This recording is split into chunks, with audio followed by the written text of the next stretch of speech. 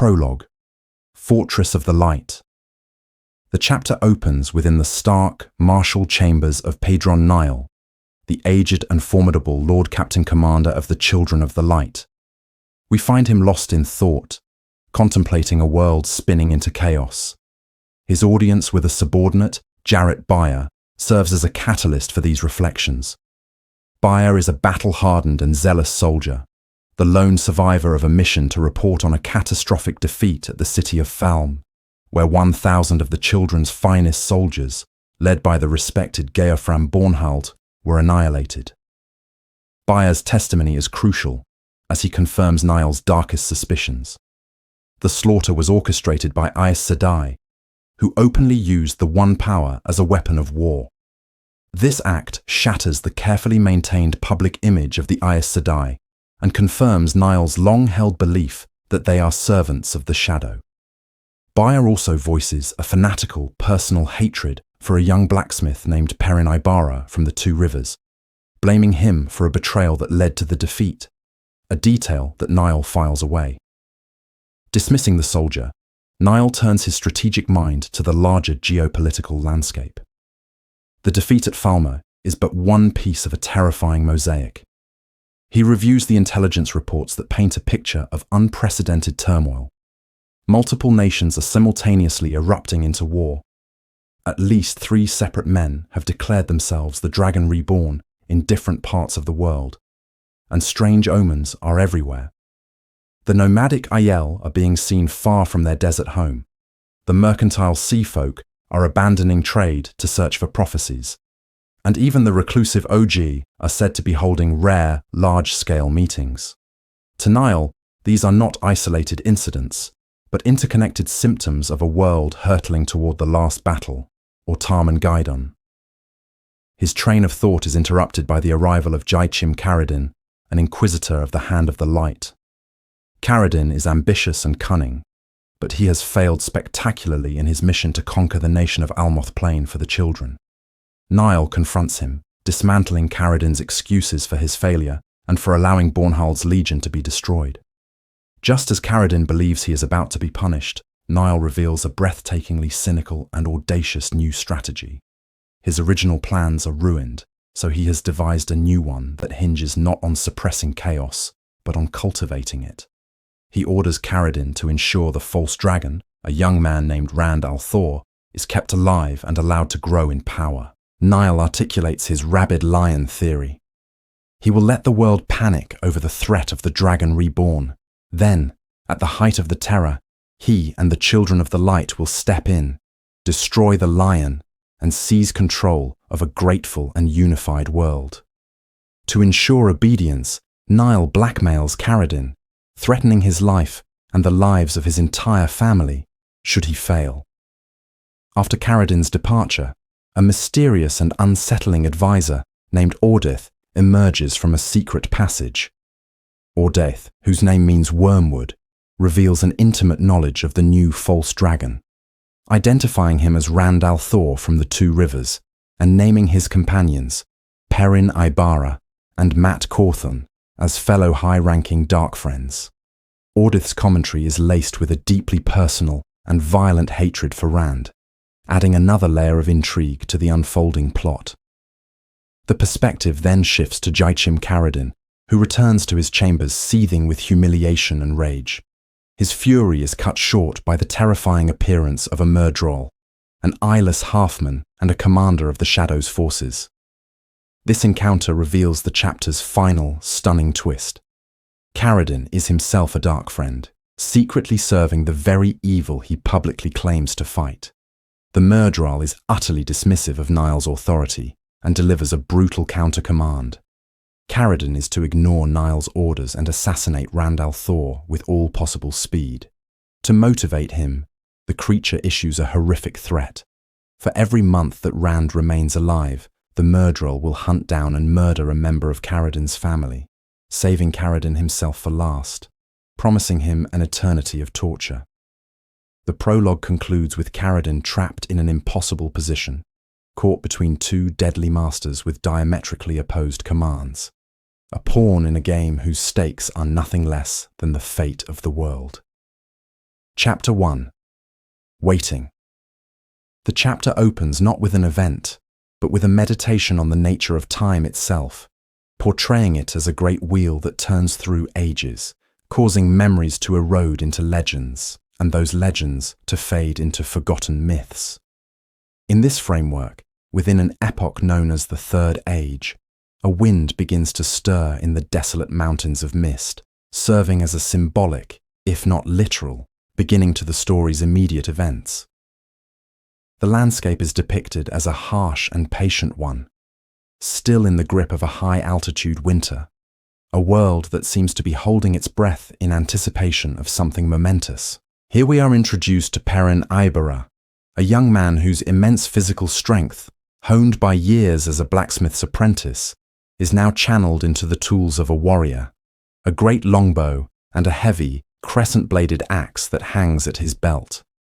He is seated on his horse, Stepper, seething with a quiet frustration at the seemingly endless waiting imposed upon him and his companions by the Aes Sedai, Moiraine.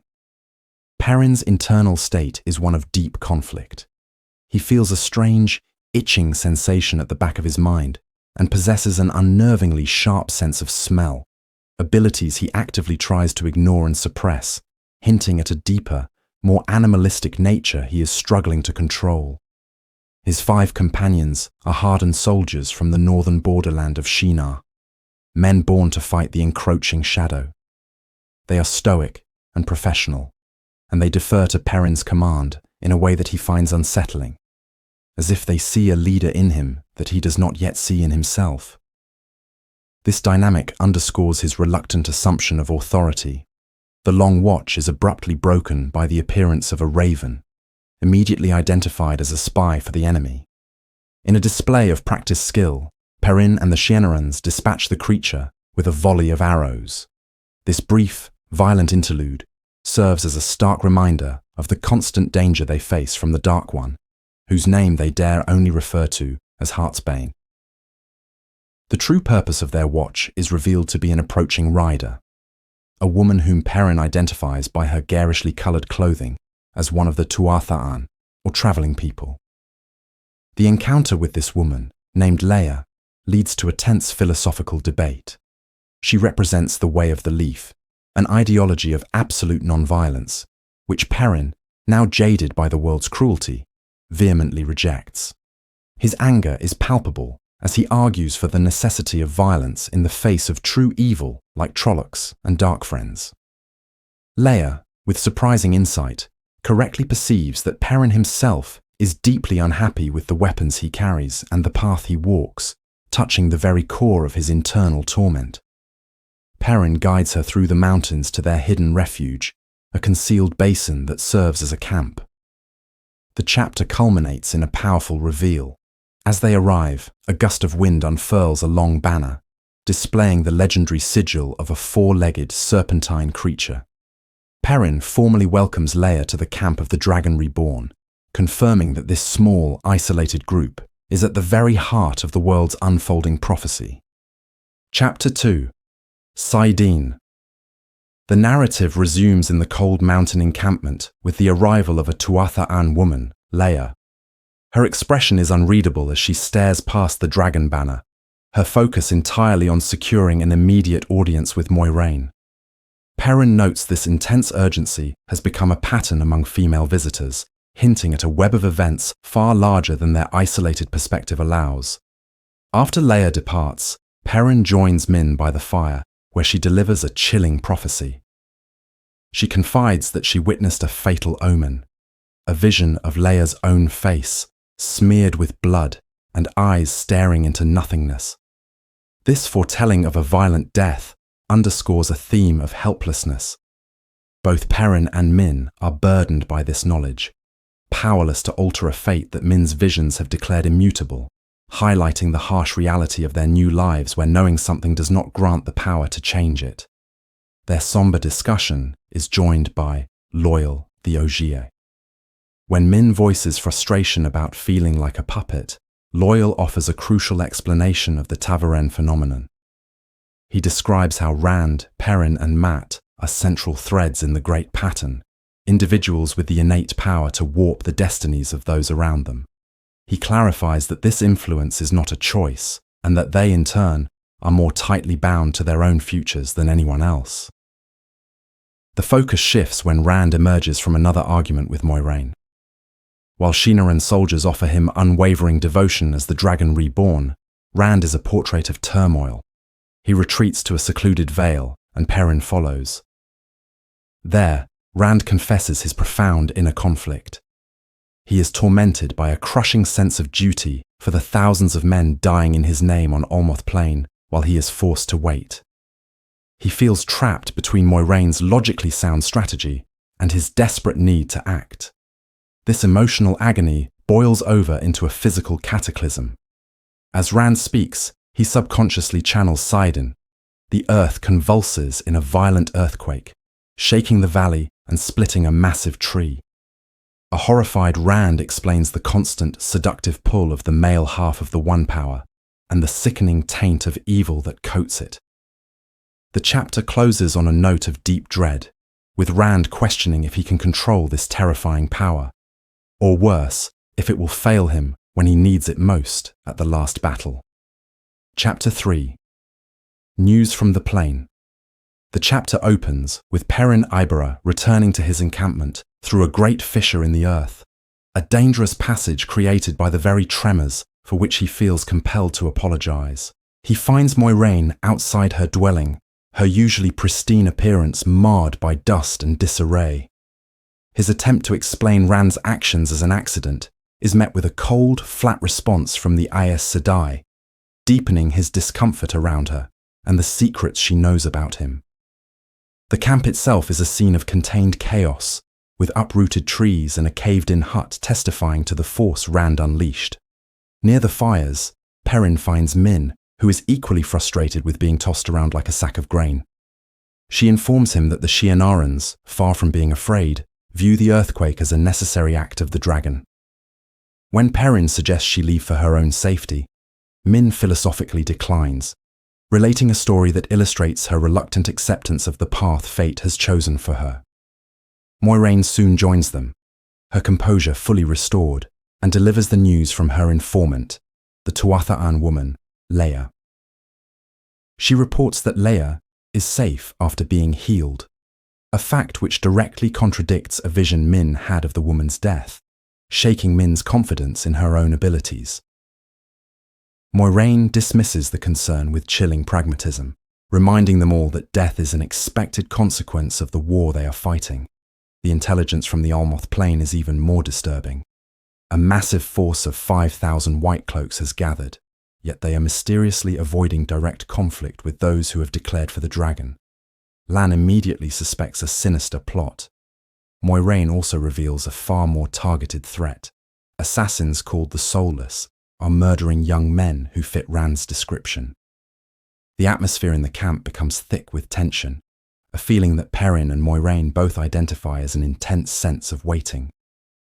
Moiraine decides against setting deadly wards, choosing concealment over a direct confrontation they cannot win. Perrin, unsettled by the news and the palpable dread in the air, retreats to his hut to get some sleep before his watch, knowing that only nightmares await him. Chapter 4. Shadows. Sleeping. The chapter immerses Perrin in a series of deeply symbolic and terrifying dream sequences, each one testing his identity and hinting at the forces vying for his soul. The journey begins in the common room of an inn that feels both familiar and fundamentally wrong, a place where the physical details shift unnervingly. Here, Perrin is confronted by a mysterious, elegantly dressed man who pressures him to abandon his axe, and by extension, the violent path he is on. The man argues that Perrin is a blacksmith, a creator, and that he should return to that life before it is too late. The conversation touches upon Perrin's nature as Taveran, which the stranger suggests is a fate that can be sidestepped. This first temptation is a call to reject his destiny in favor of a simpler, peaceful existence. When Perrin refuses the man's counsel and a suspiciously offered cup of wine, he is given an ominous warning about 3 interconnected fates before the dream dissolves. The second vision presents the opposite temptation. Perrin finds himself adorned in ornate golden armor, staring at the reflection of a glorious warrior. He is approached by an impossibly beautiful woman who tempts him not with peace, but with the promise of immense glory and a legacy to rival the greatest heroes of legend. She dismisses his identity as a blacksmith as a petty ambition, urging him to seize the grand destiny that awaits him. Like the man before, she offers him a cup, further cementing the parallel between the two temptations. Perrin, however, feels a deep revulsion for this path of ambition and power. He violently rejects the persona of the hero, casting off the golden helmet and screaming his true identity as a simple man and a blacksmith before the woman vanishes with a vow to always haunt his dreams. The third dream is a chaotic and prophetic vision. Perrin becomes a silent observer in a surreal landscape of stone spires and bridges, where he witnesses a clandestine meeting between powerful, richly dressed men who exude arrogance and mutual distrust. The man from the first dream appears among them, and their tense argument escalates until he unleashes a ball of fire that annihilates them all. This sequence hints at larger conflicts and the destructive nature of the figures manipulating events from the shadows. The dream ends with the appearance of a large grey wolf, whose steady gaze prompts Perrin to flee in panic. His flight takes him to a final, recurring dream of a massive chamber containing the crystal sword Kalandor. While he is once again unable to touch the legendary weapon, the dream changes for the first time. The wolf from the previous vision appears, but this time it communicates directly into his mind with a chilling telepathic warning. The Twisted Ones come. This clear, invasive thought shatters the boundary between dream and reality. Perrin forces himself awake, filled with terror and anger, only to find the wolf's warning still echoing in his conscious thoughts, confirming that his connection to the wolves is no mere nightmare, but a real and encroaching presence in his life. Chapter 5. Nightmares. Walking. The chapter opens with a sudden, violent eruption of chaos as Perrin is jolted from sleep into a camp under siege. A horde of Trollocs, monstrous fusions of human and animal, emerges from the surrounding woods. The immediate response is a testament to the skills of Lan and Moiraine, who plunge into the fray as a whirlwind of deadly steel and devastating fire. Lan's swordsmanship is a fluid dance of death, while Moiraine wields the one power to incinerate their enemies and light the battlefield with burning trees. While the Shienerans rally to the defense, Perrin's focus is not on the wider battle. His entire world narrows to the sight of Leia, the Tuathan woman, who is frozen in terror. His fight becomes a desperate personal mission to reach her, his urgency overriding any sense of fear as he brutally dispatches the creatures in his path. This desperation climaxes in a savage, close-quarters struggle where he is badly wounded, but manages to kill a horned Trolloc. His momentary victory is shattered by the appearance of a Myrddraal, whose unnatural presence radiates a paralyzing cold. As fear grips Perrin, Leia makes a futile, courageous attempt to intervene and is cut down with casual indifference by the Halfman. Her death becomes the catalyst for Perrin's profound transformation. Overwhelmed by grief and terror, his human consciousness is subsumed by the collective mind of a wolf pack that streams into the valley. He becomes young bull, his fear replaced by a predator's instinct. In this new state, he attacks the Myrddraal with ferocious wolf-like tactics, killing it before joining the pack in the brutal extermination of the remaining Trollocs. In the battle's aftermath, as Perrin returns to himself, he is met by the stares of the survivors. He asserts a newfound authority by demanding the fallen wolves be buried with honor alongside the Shienaran dead, overriding the pragmatic objections of Uno. The chapter concludes with a shift to Rand's internal torment. He reveals his own battle was not against the Trollocs, but against the seductive, uncontrollable tide of Saidin, which he nearly unleashed to bring the entire mountain down upon them. Moiraine, exhausted and relying on an Angreal, heals Perrin's grievous wounds before discovering Rand's own old injury has reopened. She heals him as best she can, before finally collapsing, leaving Lan to remind a despairing Rand of the terrible, solitary duty he cannot escape. Chapter 6. The Hunt begins. The chapter commences in the immediate aftermath of a brutal battle, with Perrin waking from an exhausted, dreamless sleep to a stark reality. The warder, Lan, informs him with grim brevity that Rand has vanished during the night. As Perrin emerges into the cold dawn, he observes the camp's grim state. The surviving Shienaran soldiers are weakened from being healed and are occupied with dragging Trolloc corpses into the woods. A palpable sense of dread and weariness hangs in the air, compounded by the stench of death. Perrin's path toward Moiraine's hut is interrupted by a disturbing encounter with the Shienaran soldier, Masema. The soldier, haggard and spiritually broken, accosts Perrin, desperate to understand why the Lord Dragon has abandoned his followers. This interaction provides a crucial insight into the burgeoning and dangerous religious fervor surrounding Rand. Perrin's attempt to reassure Masema that Rand's departure is part of a larger plan inadvertently transforms the soldier's despair into zealous conviction, with Masema concluding that Rand has embarked on a holy mission to spread the word of his coming, a mission they must now emulate.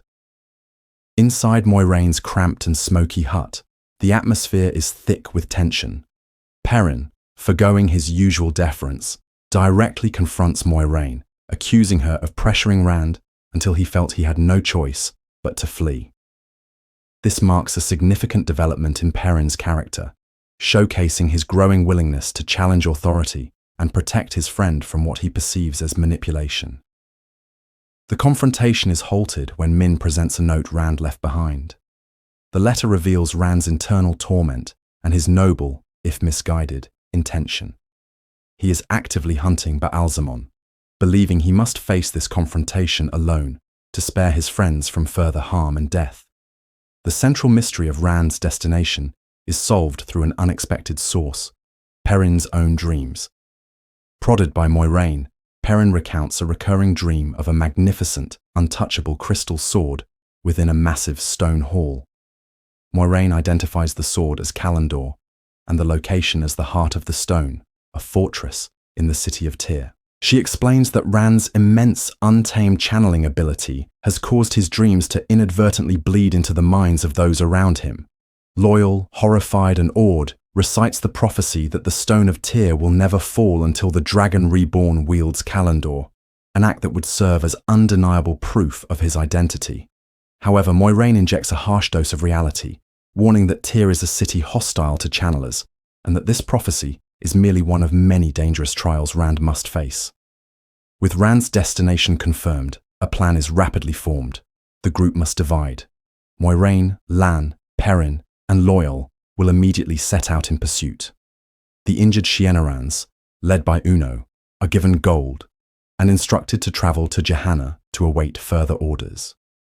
In a critical strategic move, Min is given a separate, perilous mission.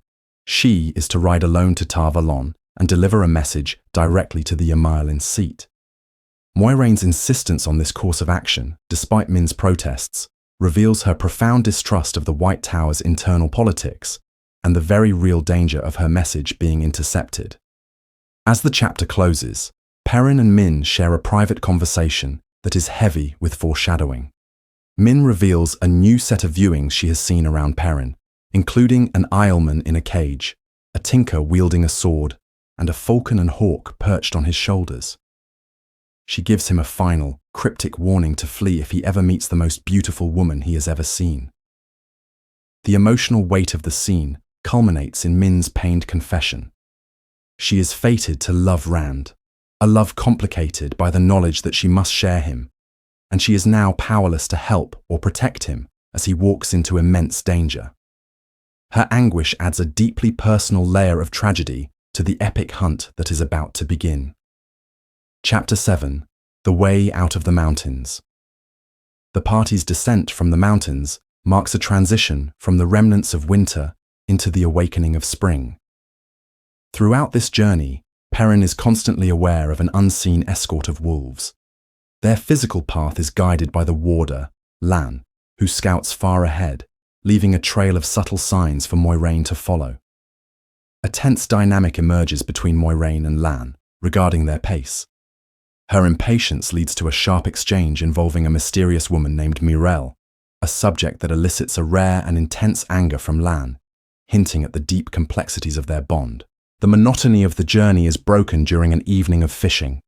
Here, Moiraine reasserts her dominance not through commands, but with a quiet display of the one power, effortlessly catching several large fish, where Perrin and Loial rely on simple skill. She uses this moment to subtly shift the group's dynamic, manipulating the two companions into taking over all camp chores. Perrin recognizes this exertion of control and resists internally, feeling as if Moiraine is forging his will like a blacksmith shapes iron, but he finds himself powerless to openly defy her. As they finally reach the populated foothills of Gialdan, the wolves' continued presence is a disturbing anomaly. The chapter concludes upon their arrival in the village of Jara. Chapter 8. Jara. The group's arrival in the village of Jara is immediately unsettling. The town square is littered with the remnants of a wild celebration, and Perrin's senses are assaulted by a faint vile scent that he fears is connected to Rand. Their first interaction is with an inn-worker named Simeon, who explains the village's strange condition. Jara has been seized by a plague of weddings, an inexplicable and frantic rush to the altar by every available woman. This chaotic energy is mirrored by the bizarre behavior of a recent White Cloak patrol, whose members spontaneously deserted their vows, went mad with obsession over quests, or attempted to burn the village down in a fit of paranoia. Moiraine later explains that these are not random occurrences but ripples in the pattern caused by an immensely powerful Ta'veren. Rand's presence has fundamentally warped the reality of the village, creating a trail that is both obvious and deeply dangerous. Perrin confirms Rand was there, learning from Simeon that his friend was acting erratically, talking to himself and laughing at nothing before fleeing eastward in the middle of the night, warning that someone was hunting him and that one of them had to die. The focus then shifts sharply to Perrin's own internal struggle. Simeon, having recognized Moiraine as an Aes Sedai, begs her to heal his brother, Noam. Moiraine and Perrin are led to a shed where they find Noam locked in a crude cage. The man is a terrifying mirror for Perrin. He has the same golden eyes and has completely lost himself to an animalistic state. Perrin reaches out with his wolf sense and finds not a man, but a chaotic storm of pure wolf instinct. Moiraine pronounces Noam beyond saving, as the man he once was is gone forever. Haunted by this vision of what he could become, Perrin makes a pivotal choice. After Moiraine leaves, he convinces Simeon that caging what is essentially a wild animal is a crueler fate than death. He unlocks the cage and frees Noam, who bolts into the night. In the chapter's final, devastating revelation, Simeon explains his caution. The White Cloaks were hunting for a so-called dark friend, a blacksmith with yellow eyes who runs with wolves, a man named Perrin Aybara. This confirms Perrin's worst fears. He is not just struggling with an internal curse, but is now a named fugitive, hunted by the Children of the Light. Chapter 9. Wolf dreams deeply unsettled by the horrific transformation of the man named Noam, Perrin finds himself unable to eat or think of anything else. He bypasses his uneaten meal and seeks out Moiraine for desperately needed answers regarding his own connection to wolves. In their conversation, the Aes Sedai reveals what little she knows, information gleaned from a rare fragment of text from the Age of Legends. She explains the perilous concept of a dream world that wolves partially inhabit, a place where Perrin is now vulnerable. Moiraine warns him that some who forge a connection with wolves are eventually consumed by that bond, losing their humanity entirely. Perrin, horrified, asks for the same magical shielding she provides her warder, but Moiraine clarifies that such protection is for external attacks, whereas the danger to Perrin arises from within himself. She promises to help him maintain his identity, but only if it does not interfere with her greater mission against the shadow, leaving Perrin feeling trapped and alone. He attempts to induce a light, uncomfortable sleep to avoid the dangerous depths of his mind. His efforts fail spectacularly as he is plunged into a terrifying dreamscape. He finds himself in a bizarre, shadow-haunted corridor where he is warned to flee by the mental voice of Hopper, a wolf he knows to be dead. In this nightmare realm, he witnesses a strangely dressed man get horrifically killed by a sentient shadow, and he is spattered with the man's blood. The dream shifts to an opulent palace where he confronts a beautiful, dark-haired woman who reacts to his presence with fury, accusing him of ruining her plans. Hopper appears in physical form and, in a final desperate act to save Perrin from the dream's danger, attacks him. Perrin awakens with a cry, only to discover real bloodstains on his body, proof that the nightmare's horror has bled into the waking world.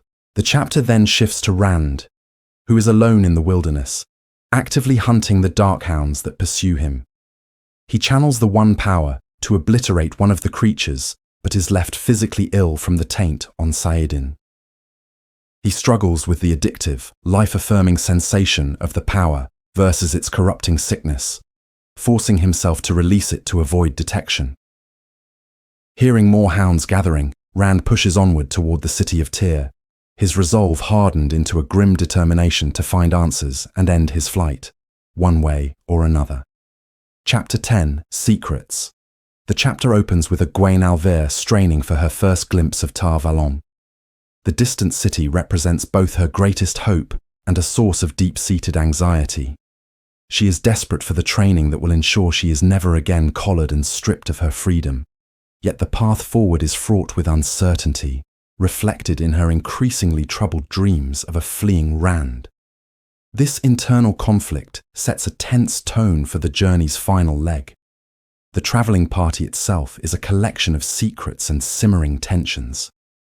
Nynaeve, ever the former wisdom, frets and worries her braid, her own preternatural senses warning of an approaching storm that has nothing to do with the weather.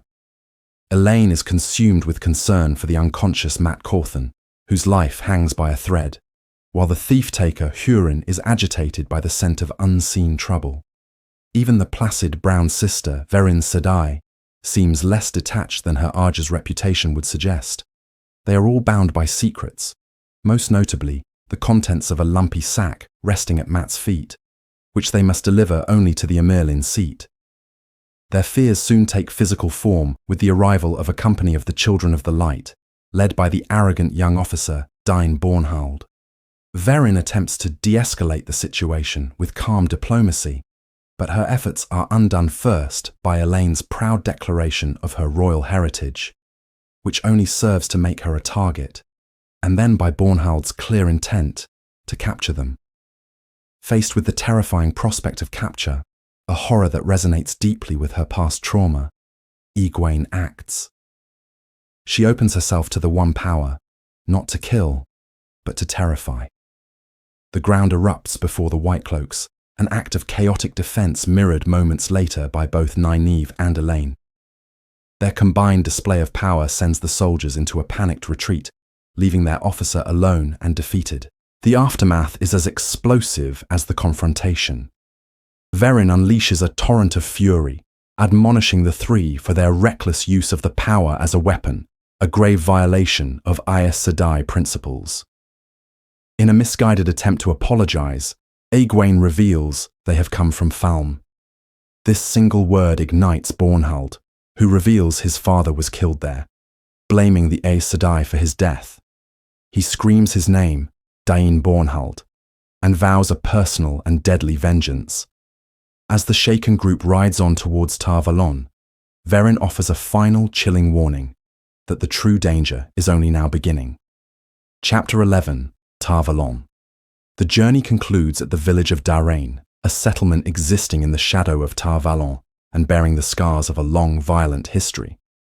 Egwene observes a city bracing for war, with formations of pikemen and archers patrolling the streets, all bearing the white flame of Tar Valon. Yet the villagers display a practiced indifference to this military presence, a sign of their resilience. At the heavily guarded bridge leading to the island city, Verin uses her status as an Aes Sedai to bypass the long queue of travelers. She pauses to question the guard officer about disturbances from the White Cloaks, much to Egwene's internal distress over Mat's deteriorating condition. The officer confirms the White Cloaks are attempting to provoke a conflict and shares unsettling rumors from the west about a new false dragon who destroyed Falmer, allegedly with the aid of Aes Sedai, revealing a dangerous shift in public sentiment. As they cross the magnificent stone-lace bridge, Egwene is struck by a shocking and profound realization. Tar Valon now feels like her true home. She internally accepts that her old life in Eamon's Field is a part of her past, and that her destiny, survival, and the answers she seeks are now tied to the White Tower. Once inside the vibrant, multicultural city, Verin issues a stern warning to the three young women. She commands them to maintain absolute silence and obedience once they reach the tower, cautioning that the channeling abilities they used previously could result in their death or stilling within these walls. Just before they reach their destination, Huron takes his leave, determined to return to Shinar and report the truth of the Dragon Reborn, his polite refusal to stay highlighting the deep-seated unease even respectful men feel in the presence of so many Aes Sedai. Upon entering the tower grounds through a side gate, the group is met by Sheriam Sedai, the mistress of novices. Her reception is icy and accusatory, labeling the girls as runaways. Mat is immediately separated from them and taken away for isolation, leaving Egwene and Nynaeve powerless and anxious. After a brief exchange where Verin demands to see the Amerlin, she departs, leaving the three young women to face Sheriam's cold authority. The mistress of novices delivers a harsh lecture, admonishing them for squandering their immense innate talent by irresponsibly fleeing their training. She sentences them to confinement in their rooms with minimal food until the Amerlin decides their fate. The chapter concludes with the hostile accepted, Faolen, taunting them with the prospect of being stilled as she leads a fearful Egwene and Elaine to their imprisonment. Chapter 12, The Amerlin's Seat. The chapter opens on a portrait of immense pressure, with Siuan Sanche, the Amerlin's seat, restlessly pacing her study. The room itself reflects a deep conflict, blending the inherited opulence of her station with the Spartan, practical furnishings from her humble origins as a fisherwoman. Her anxiety is focused on a secret warded box containing contingency plans, a symbol of the dangerous conspiracy she orchestrates. After dismissing her formal keeper, Lean, to ensure absolute privacy, she receives Verin Sedai. Verin brings three critical pieces of intelligence. First, she confirms that Rand al'Thor has officially proclaimed himself the Dragon Reborn, news that brings Siuan a grim relief as she connects it to the recent sudden downfall of two false dragons. The second revelation is a crisis. Verin has brought the Horn of Valere to Tar Valon. Siuan is initially furious, but Verin explains that Mat Cawthon, not Rand, is now bound to the horn and is also near death from a cursed dagger, rendering the legendary artifact useless. Finally, as Verin attempts to warn of the Shonchan and their use of the power as a weapon, Siuan dismisses the issue as a distant threat, prioritizing the immediate emergencies of the dragon and the horn. Chapter 13. Punishments. The chapter opens with Egwene confined to her stark novice's room, her thoughts chaotic and her spirit crushed by the oppressive atmosphere of the White Tower. She feels more like a prisoner than a student. Through a small hidden hole in the wall, she communicates with Elaine in the adjacent room. They share their fears about the impending consequences of their unauthorized journey. Their conversation reveals a deep disillusionment. They had expected to be hailed as heroes for recovering the Horn of Valere and exposing Liandrin as a member of the Black Aja. But instead, they feel like pawns manipulated by the Aes Sedai. Their greatest fear is being stilled, permanently severed from the one power. Egwene declares she would rather run away than submit to such a fate, and after a moment of hesitation, Elaine agrees to flee with her, if it comes to that. Their clandestine talk is interrupted when an accepted named Faolain bursts in.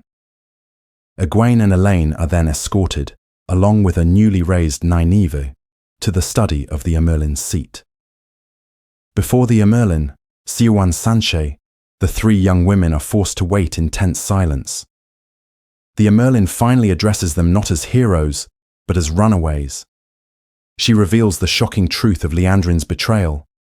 She and 12 other sisters, all presumed to be Black Aja, murdered several people during their escape from the tower, after stealing numerous powerful and mysterious artifacts known as Terra Angreal. The Amyrlin explains that their connection to Liandrin is a dangerous secret. If it were widely known, the Hall of the Tower would likely vote to have them all stilled immediately. Their punishment is then announced.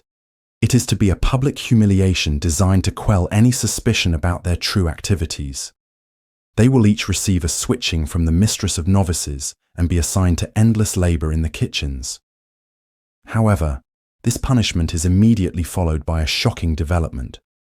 Due to their immense growth in power, Egwene and Elaine are to be raised to the rank of the Accepted.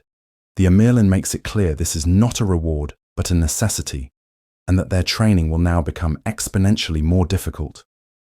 Finally, the Amyrlin dismisses Elaine to begin her punishment, but keeps Egwene and Nynaeve behind for a private conversation. Chapter 14. The Bite of the Thorns. The chapter begins in an atmosphere of immense tension, with the Amyrlin's seat revealing the precarious position of the White Tower. She confesses to Nynaeve and Egwene that she has managed to suppress the full truth of the recent murders and thefts, creating a cover story that blames external dark friends. However, this is a fragile solution, and her solitude is palpable as she questions who among her closest advisors can truly be trusted. This moment of vulnerability from the Tower's unshakable leader deeply unsettles Egwene, highlighting the gravity of the crisis. When Nynaeve voices her own distrust of Moiraine, the Amyrlin sharply rebukes her for her naivete. Yet this exchange serves as a test of the young women's character. The true purpose of their summons is then revealed in a shocking declaration. The Amyrlin is commissioning Nynaeve and Egwene to become her personal hunters, tasked with tracking down the 13 escaped Black Aja sisters. Her logic is both terrifying and brilliant.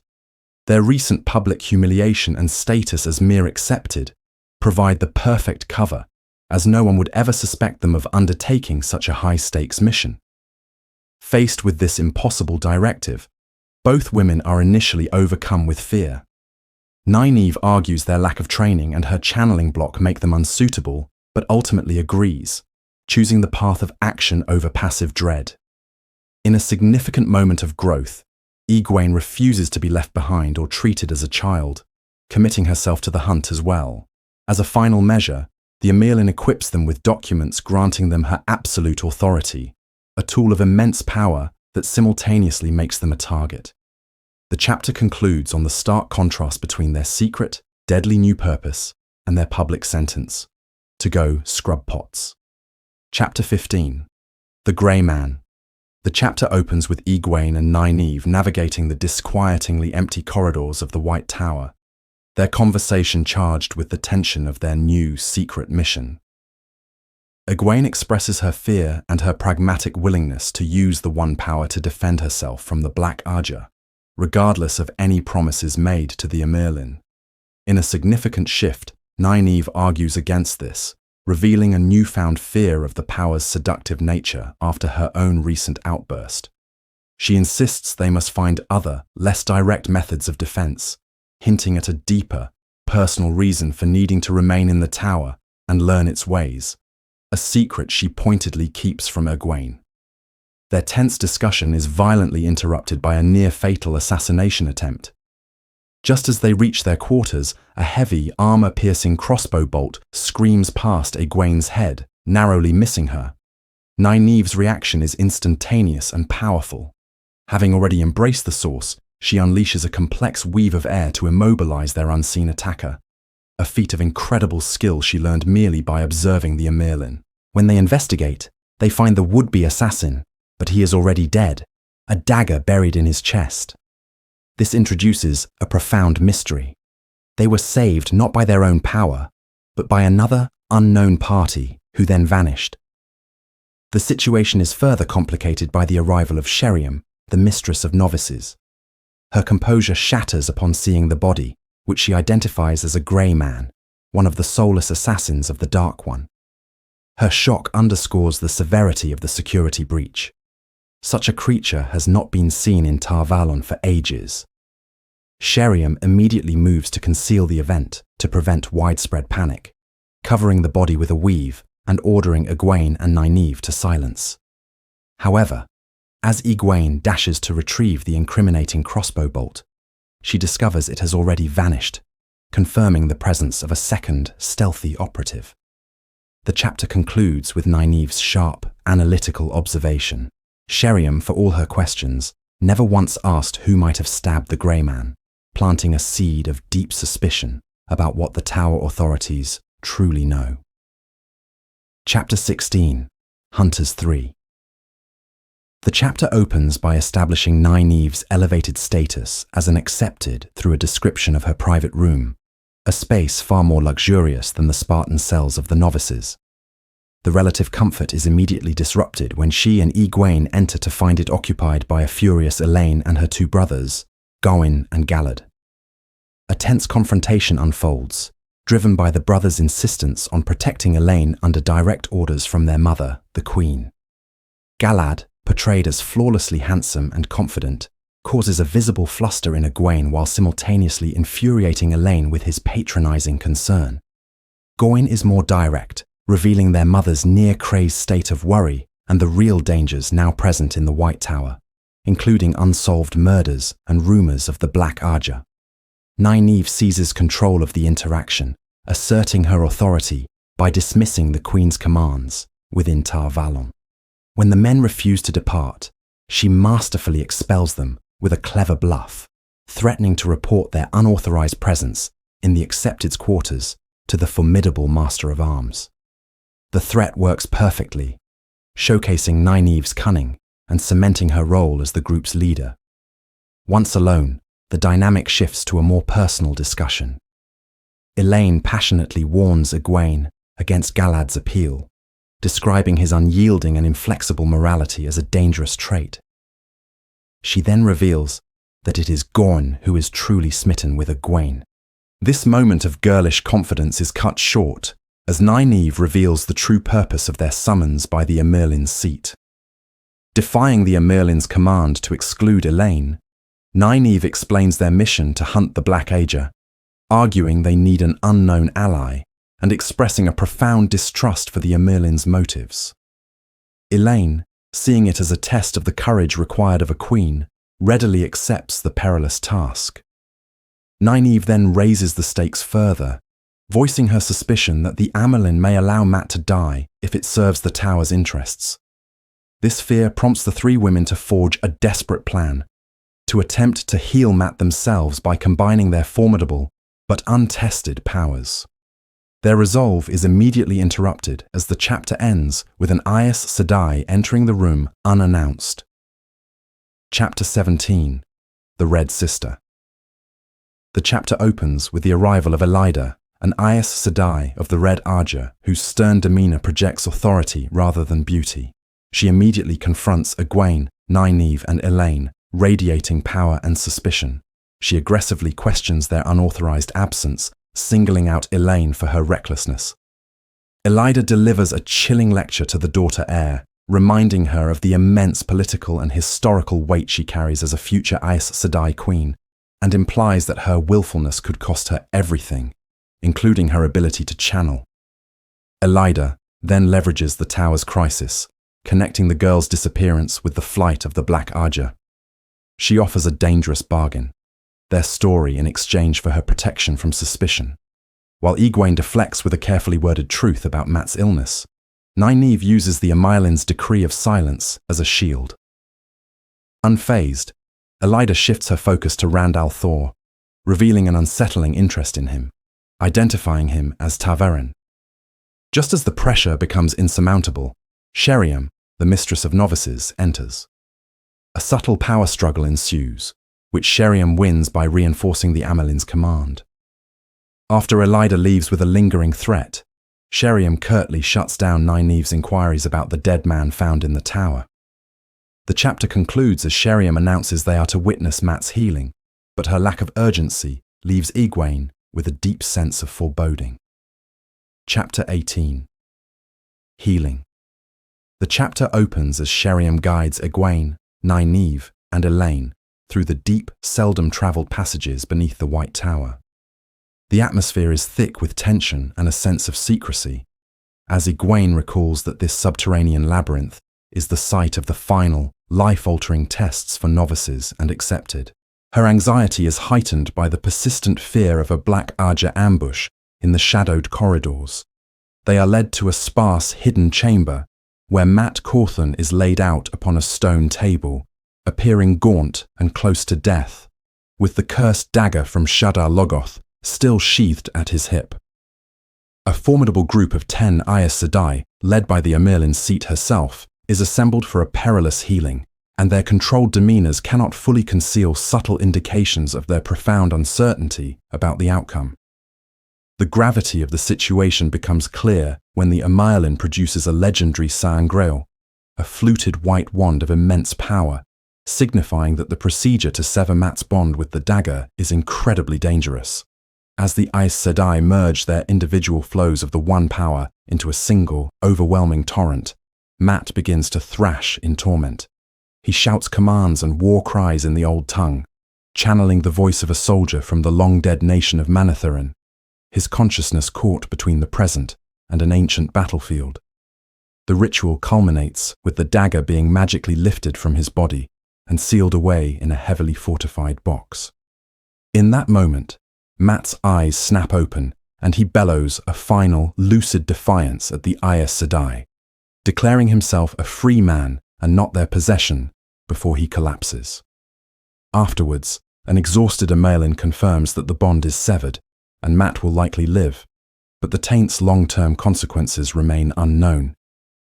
She explains that Mat's outburst was a manifestation of the old blood, an ancestral memory so strong that it bled into the present, causing him to view them through the eyes of an ancient warrior who harbored a deep mistrust of Aes Sedai. The chapter concludes with the 3 women being dismissed, leaving Mat's future hanging in the balance. Chapter 19. Awakening. Mat Cawthon returns to consciousness in an unfamiliar, lavishly appointed room with no memory of his arrival. His mind is a chaotic swirl of fragmented dreams and memories, making it impossible to distinguish fantasy from reality. This confusion is violently interrupted by an incredibly vivid vision of a past battle. He finds himself as a general leading the Heart Guard of Manetheren against Trollocs, speaking commands in the old tongue, a language he doesn't know. This reveals that these are not his own memories, but ancestral echoes bubbling to the surface. The jarring experience brings him back to his frail body, where he realizes he has been desperately ill from the Shadar Logoth dagger's curse, and has been brought to Tar Valon for healing. While grateful to be alive, the knowledge that the one power was used on him fills him with a deep-seated mistrust. Driven by a voracious hunger, Mat devours a massive feast while formulating a plan. He sees himself as the last sane member of his group of friends and resolves to look out for himself. He decides he will briefly visit Egwene and Nynaeve, see the city, and then escape the influence of the Aes Sedai forever. Just as his plan solidifies, a horrifying memory pierces through the fog. He was the one who sounded the Horn of Valere. This revelation terrifies him, as it binds him to a destiny he wants to avoid and gives the Aes Sedai a reason to control him. As he grapples with this fear, a knock sounds and the door opens, leaving him cornered. Chapter 20. Visitations. The chapter begins with Mat Cawthon in his recovery room, where he is startled by the entrance of a profoundly beautiful woman. Dressed in white silk and adorned with silver, the woman introduces herself as Selene and immediately establishes a powerful presence, first by commenting on his naked and vulnerable state, which causes him immense embarrassment. Mat feels a faint, nagging sense of familiarity, but is certain he could never forget someone so striking. Celine's stated purpose is to see him, and she offers counsel that seems both caring and subtly controlling, telling him to eat to regain his strength. Her true agenda soon becomes clear. She presents herself as an alternative to the Aes Sedai, whom she refers to with contempt. Selene claims that while the Aes Sedai intend to use him, she is more forthright about her own intentions to do the same, promising him the glory, wealth, and power he secretly craves in return for his cooperation. To prove the Aes Sedai are untrustworthy, she reveals several explosive secrets they have kept from him. That his father, Abel, came to Tar Valon looking for him and was sent away uninformed. That Rand al'Thor is actively trying to escape Moiraine's influence, and that the dreaded Black Ager has infiltrated the White Tower itself. She dismisses Dark Friends as pathetic, positioning herself as a third independent power. The encounter ends with a veiled threat, a fleeting display of power that unnerves Mat before she departs, urging him to remember he has a choice. Left reeling, Mat's resolve to escape solidifies. He finds his meager savings, but more importantly, his dice, viewing them as his only real tool for winning his freedom. His planning is cut short by the arrival of the Amirlin seat, Siwan Sanche, and the Keeper of the Chronicles, Lean. The Amirlin immediately asserts her authority, quashing Mat's rebellious thoughts and confining him to bed. She reveals that she has taken precautions, ensuring he cannot leave the city of Tar Valon by alerting the guards. When Mat tests Selene's information by asking about his father, the Amirlin confirms the visit, but provides a sanitized version of the events, which only deepens Mat's suspicion of Aes Sedai manipulation. After sending Lean away, the Amirlin reveals the true reason for his confinement. She forces Mat to admit he remembers the Horn of Valere and delivers the chapter's central revelation. By blowing it, Mat has become permanently bonded to it. For as long as he lives, he is the only person who can summon the heroes from the grave. She bluntly confirms that she chose to save his life specifically so he could serve this purpose in the last battle, presenting him with the grim alternative that he could have been left to die to break the bond. To ensure his cooperation, she warns him that Dark Friends know the horn has been found and will hunt him relentlessly to control it, framing his imprisonment as a form of protection. Mat is left feeling utterly trapped, a pawn caught between two powerful and manipulative women, his desire for escape now an urgent necessity. Chapter 21. A World of Dreams. The chapter begins with an exhausted Egwene, soiled from a long day of grueling labor in the tower kitchens. She is summoned by the Brown Sister, Verin Sedai, to her private chambers. The journey itself is unsettling, taking her through dimly lit and dusty corridors that feel largely abandoned, amplifying her anxieties about the Black Ager. Verin's study is a room of controlled chaos, a space utterly dedicated to knowledge, filled to overflowing with books, scrolls, maps, and bizarre scientific and skeletal artifacts, including a live owl and a massive Trolloc skull. Verin first shares a cryptic fragment of ancient text concerning Baalzamon and Ishamael, a puzzle she admits she has not solved in 40 years. She then provides Egwene with a comprehensive file on Liandrin and the other fugitive sisters. The conversation pivots to a profound cosmological lesson.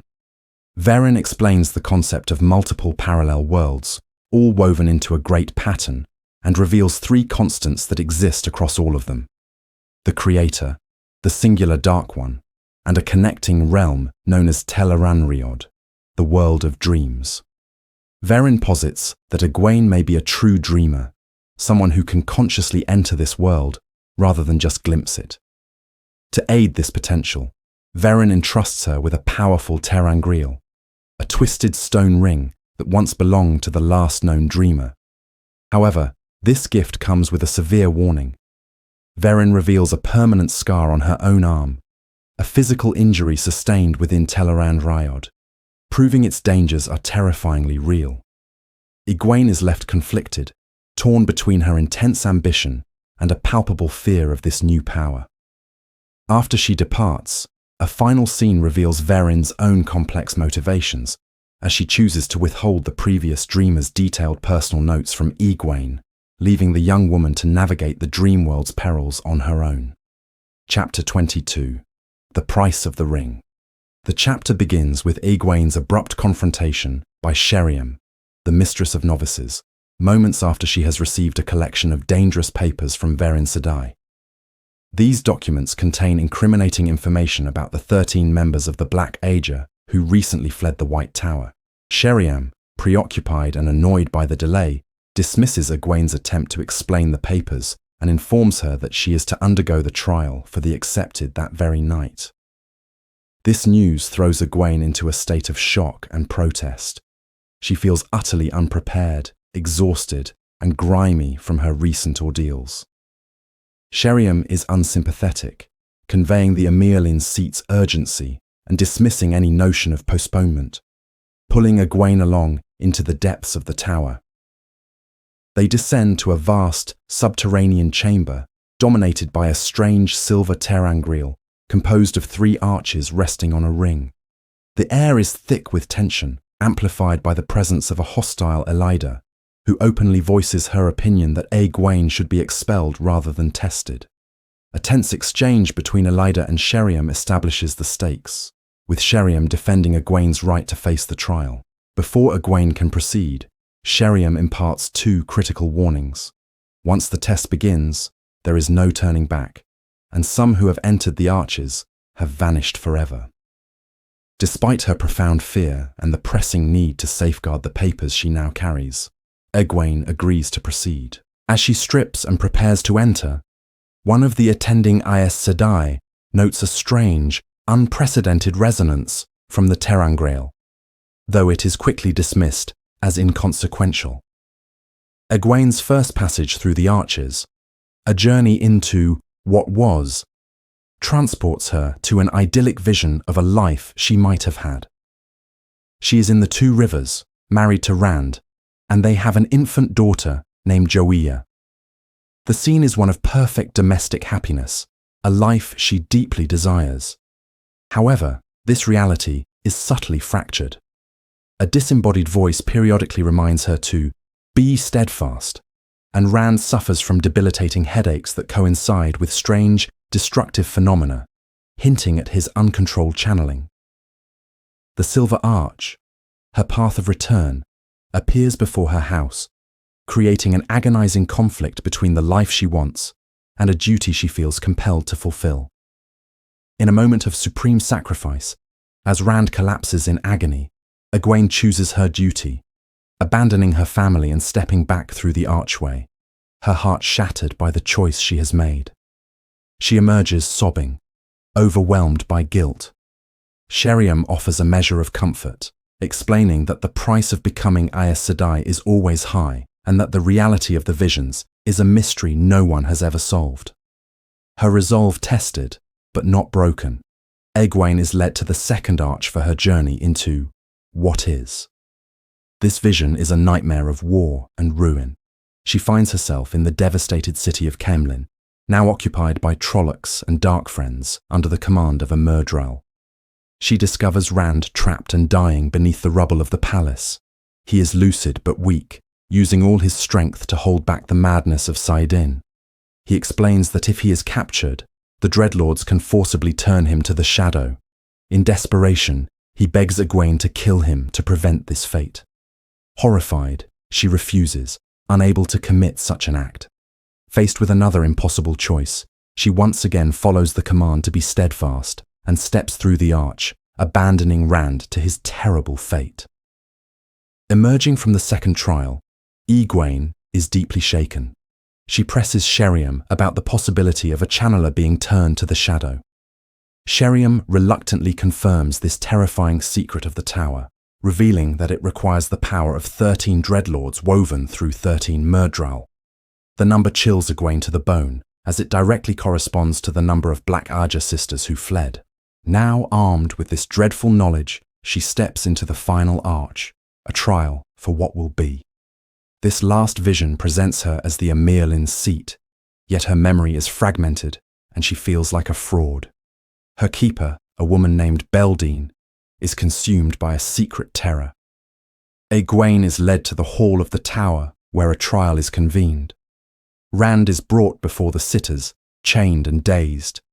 Elida, now a powerful sitter, demands that Egwene pronounce the sentence of gentling.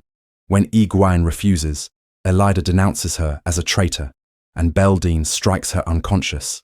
She awakens as a prisoner of the 13 Black Arja sisters and 13 Myrddraal. In a desperate and violent display of the One Power, she escapes her captors.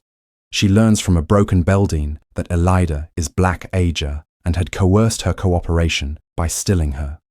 Most critically, Egwene realizes she never swore the 3 oaths on the oath rod, granting her a freedom of action no other Aes Sedai possesses. Rushing to stop the gentling, she observes the ceremony from a tower top as the unstable archway appears one last time, with voices from the real world bleeding through, warning that the ter'angreal is failing. In a final scream of rage and loss, torn between 2 realities, she throws herself into the flickering portal. Chapter 23. Sealed Egwene emerges from the Silver Arches, not with relief, but with a frigid and profound fury. She is psychologically ravaged by the vision she endured, specifically the recurring nightmare of failing and betraying Rand, a fate she fears is her destiny. Her ordeal was not a standard test. The chamber is in chaos, with the powerful ter'angreal humming violently and the attending Aes Sedai visibly strained, confirming that her life was in genuine peril. Despite the near catastrophe, the ceremony must conclude. The Amyrlin seat formally severs Egwene's old ties and declares her an accepted of the White Tower, sealing the bond with the Great Serpent Ring. For a fleeting moment, being called daughter instead of child offers a thrill, but it is quickly overshadowed by the surrounding tension and her internal turmoil. The political animosity she faces is immediately apparent when Elida confronts her, dismissing her as a wilder in spirit who will never truly belong, regardless of her immense potential.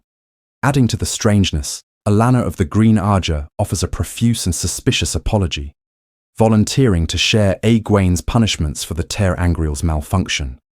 This act of penance seems designed to earn trust, but it only deepens Egwene's paranoia, especially since she suspects her own secret ring is the true cause of the incident. The Amyrlin curtly dismisses the notion, but allows a token punishment, her sharp eyes missing nothing, including the secret papers Egwene carries. Finally, seeking comfort, Egwene finds Nynaeve and Elaine equally shattered by their own experiences within the Arches.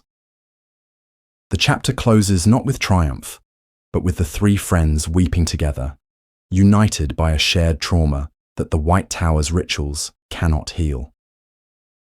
Chapter 24. Scouting and Discoveries.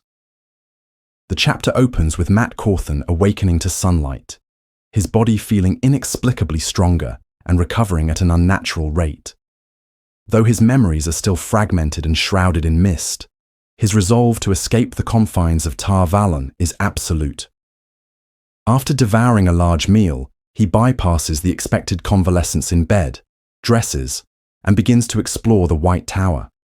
He finds his hallway is unguarded and sets out to find an exit, observing the bustling life of servants, novices, and Aes Sedai. A fleeting thought to find his friends, Egwene and Nynaeve, is quickly dismissed as he prioritizes his reconnaissance. His scouting leads him to a barracks yard, where he attempts to subtly gather information from the tower guards. The attempt backfires completely. A conversation with an Ilyana guardsman reveals 2 devastating facts. The lands surrounding the city are swarming with white cloaks, and more importantly, the Aes Sedai have issued specific orders that Matrim Cawthon is not to be allowed to leave the city under any circumstances. Having inadvertently confirmed his own identity to a yard full of soldiers, a frustrated Matt realizes he is a prisoner. Wandering deeper into the gardens, his luck seems to worsen when he encounters Elsa Grinwell, a girl he remembers from his past travels, who is now a novice. Her reaction to him is not one of pleasant recognition, but of cold fear, and she quickly flees his presence, reinforcing his sense of isolation. Drawn by the sounds of training, he discovers the warder's practice yard. There, his attention is captured by two skilled young swordsmen who have mesmerized a crowd of Aes Sedai and accepted, Elaine's brother Gawain and her half-brother Galad. When the two princes approach him, Mat's accumulated frustration, combined with a spark of boastful pride, leads him to issue a reckless challenge. He wagers that he, with only a quarterstaff, can defeat both of them and their swords simultaneously. The warder instructor Hamar not only allows the duel but forces it, covering the wager himself. The ensuing fight is shockingly brief. Mat's mastery of the quarterstaff is undeniable as he systematically and efficiently dismantles the two trained swordsmen. However, during the fight, the debilitating weakness and hunger from his illness return, and he catches himself on the verge of delivering a fatal blow to Galad, a moment of unsettling darkness. In the aftermath, Hammer uses Mat's victory as a powerful lesson for his students. Mat collects his winnings, but the victory is hollow. The physical toll is immense, and he is terrified when he hears himself speak the old tongue and unconsciously name Manetheren as his home. The chapter concludes with Mat hobbling away, financially richer, but physically drained and mentally horrified. His desperate need to escape now tangled with the fear of what he is becoming. Chapter 25. Threads of Shadow. The chapter opens in an atmosphere of deep exhaustion and simmering tension, with Egwene, Elaine, and Nynaeve secluded in their quarters. The previous night's revelations have left them sleepless and paranoid. While Nynaeve wears a path in the floor with her incessant pacing, a physical manifestation of her frustration, Elaine is absorbed in studying the list of names Verin provided, searching for a pattern the others might have missed. Egwene, meanwhile, is lost in the disquieting aftermath of her own troubled sleep, reflecting on a series of vivid and disturbing dreams. These visions, she feels certain, are not mere nightmares. She has seen Rand reaching for a crystalline sword, oblivious to a net falling over him.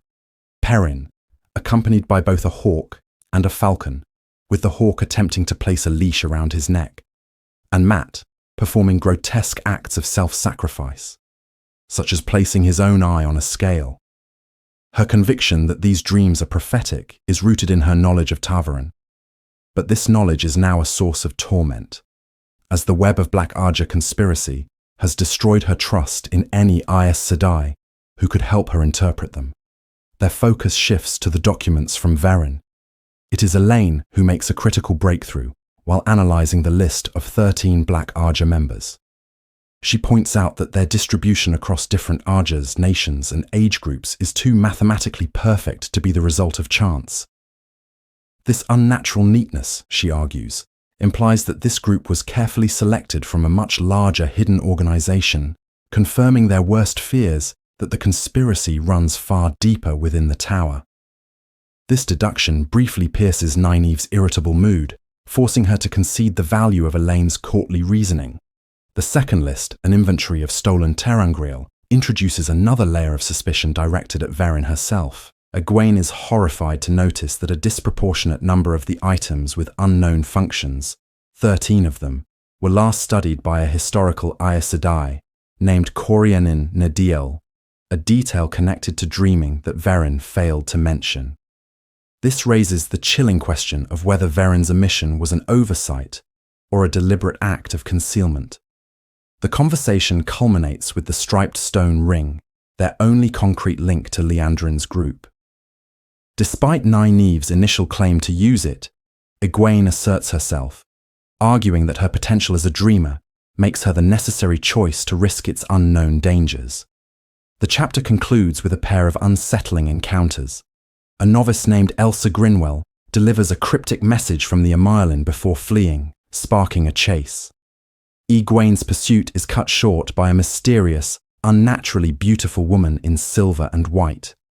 This powerful stranger speaks with an air of command and authority, chides Egwene for her boldness, and then vanishes completely, leaving Egwene surrounded by unanswered questions and the palpable sense that they are being watched by forces far more complex than they imagined. Chapter 26. Behind a Lock.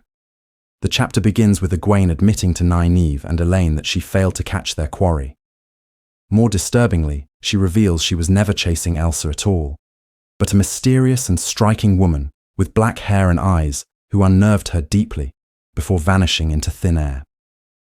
Brushing aside this new mystery, a pragmatic Nynaeve steers them back to their immediate task, investigating a basement storeroom for evidence the 13 Black Arja sisters may have left behind. Using a secret entrance to avoid the librarians, they descend into the library's dark and dusty lower levels.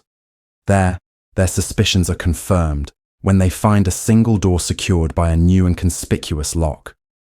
After a burst of frustration from Nynaeve, the door is breached through a combined display of their burgeoning abilities. Egwene discovers an innate talent for manipulating metal, weakening the chain just as Nynaeve shatters it with a pry bar of pure power. Inside, they discover 13 sacks containing the fugitives' discarded belongings. A thorough search reveals a collection of clues that are far too convenient. Nearly every sister left behind an item, a map, a list of ships, a book, that points unambiguously to the city of Tyr. They immediately recognize this for what it is, not a trail, but a deliberate lure. They conclude it must be a trap or a complex misdirection designed to be so obvious they would dismiss Tyr entirely. Egwene suggests it might even be a contemptuous taunt. Faced with this calculated deception, she looks to her stone ring for answers in the world of dreams, while Nynaeve gathers the planted evidence, the trio acutely aware that they are caught in a dangerous game and already a step behind. Chapter 27, Teleran Rhod. The chapter begins with Egwene, Nynaeve, and Elaine gathered late at night in Egwene's modest room in the White Tower. Despite the accommodations being an improvement over the novice quarters, a deep sense of unease permeates the group. They are still reeling from their discovery in the storeroom, debating whether it was a genuine clue, an elaborate trap, or a diversion. Their punishment in the kitchens continues, a backdrop to their anxiety, and their day was punctuated by a series of unsettling visits from various Aes Sedai. Verin made a seemingly absent-minded, yet deeply suspicious inquiry about their findings. Others, including Elida and Sheriam, simply observed them with intimidating intensity. Haunted by these pressures and the unknown threat of the Black Arja, they decide to use the stone ring, Ter Angrail. Egwene, despite her fear, volunteers to enter the world of dreams, or Teleran Rhod, while Nynaeve and Elaine stand guard over her sleeping form. As she drifts into the dream world, she first finds herself in a perfect, idyllic landscape of rolling hills and wildflowers, a place of impossible beauty that she briefly manipulates with the One Power, before remembering the potential danger of being detected. Her exploration begins as she takes a single step and is transported to a dark inn. There, she discovers a deeply disturbing vision of Perrin, shirtless and bound by a massive chain to a black stone pillar, seemingly asleep. A great wolf stands guard, and as Perrin stirs, Egwene is shocked to see that his eyes have become the same piercing yellow as the wolf's, revealing a hidden, feral connection between them. Fleeing this vision, she next appears near a strange campfire, where Rand sits alone, looking utterly exhausted and paranoid.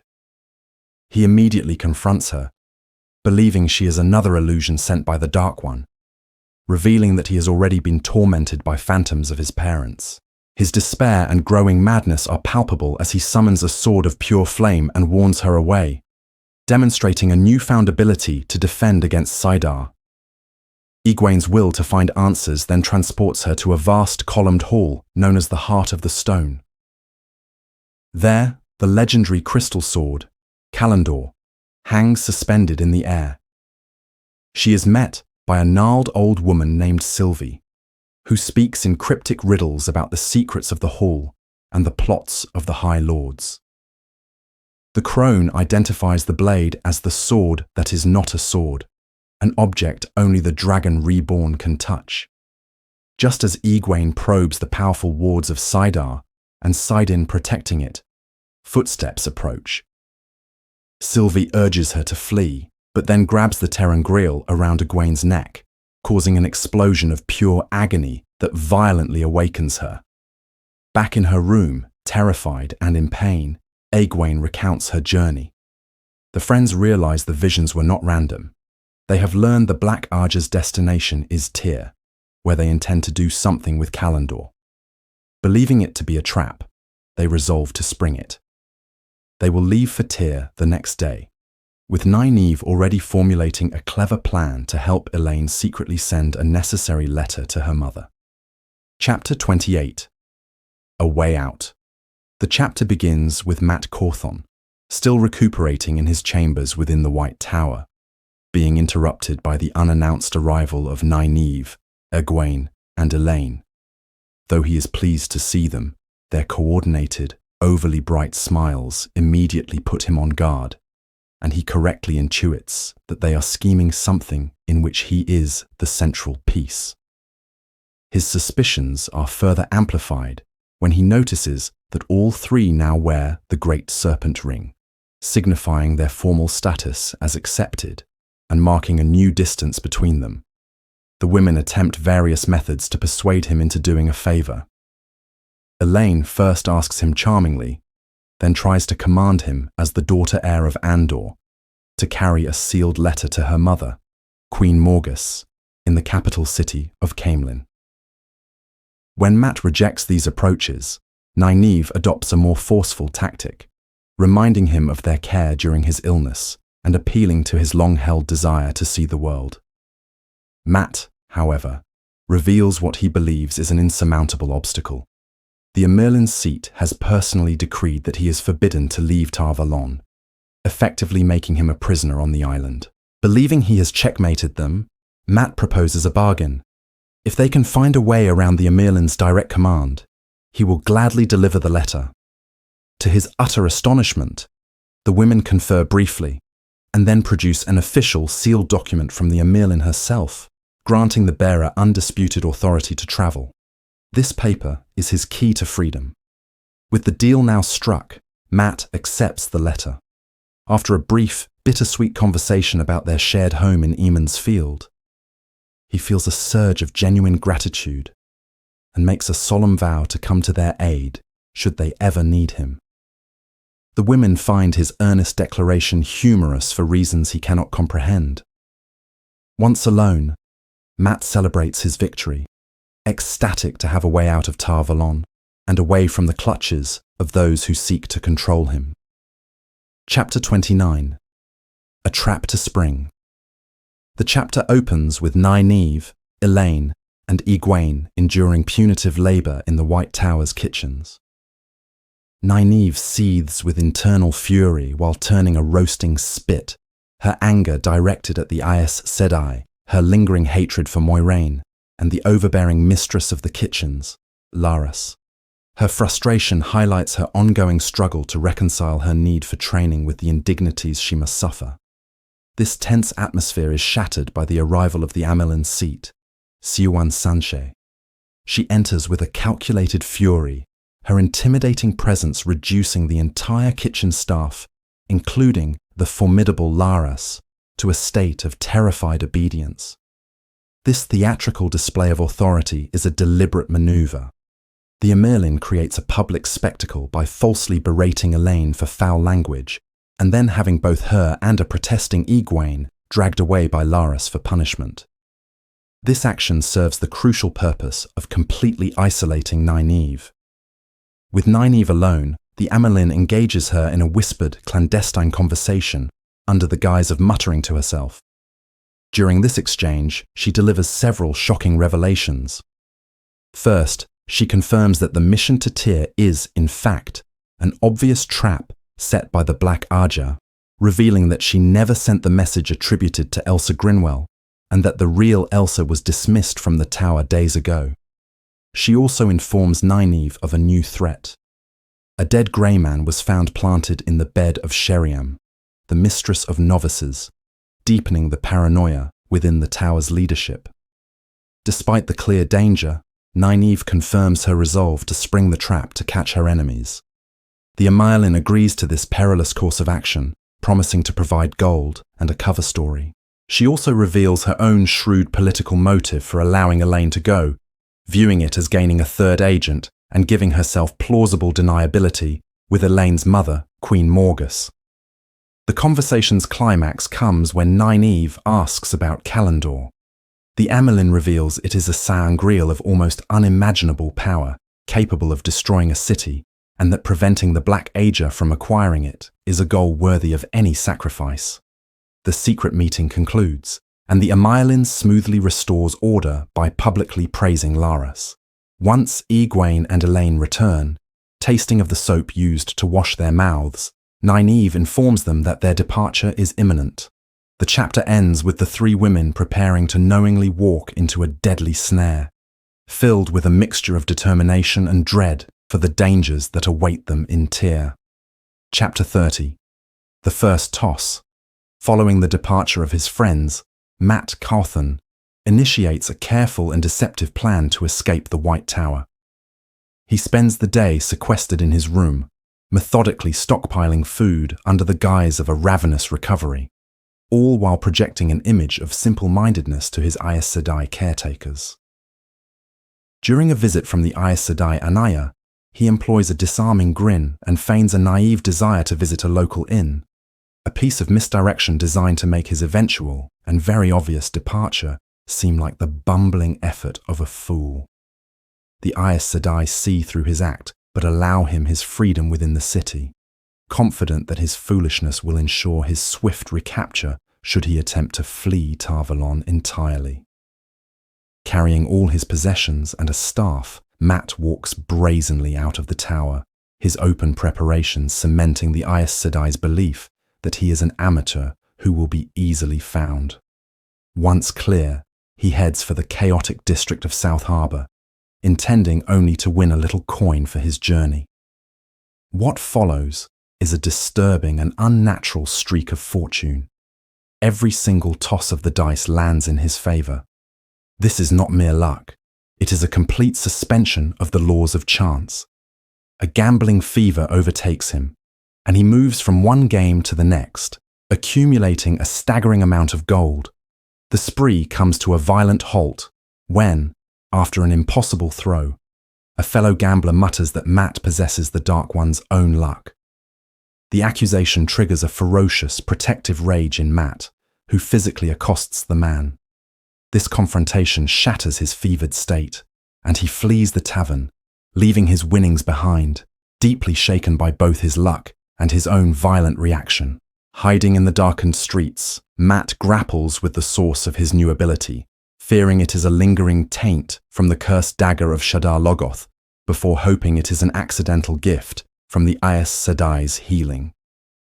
His contemplation is cut short when he realizes he is being hunted by footpads. A tense chase ensues, forcing Mat to escape by scrambling onto the city's rooftops. His flight leads him to a high, narrow bridge between two buildings, where he is ambushed by a final assassin. In a desperate struggle on the edge of the railing, facing certain death, Mat makes a conscious decision. Declaring it is time to toss the dice, he uses his own body to flip himself and his attacker off the bridge, plunging into the 40-foot drop. He survives by landing on his foe, a chilling confirmation of his unnatural fortune. Staggered and terrified by the events of the night, he seeks temporary refuge in a nearby inn, the Woman of Tanchico, to gather himself before continuing his escape. Chapter 31. The Woman of Tanchico.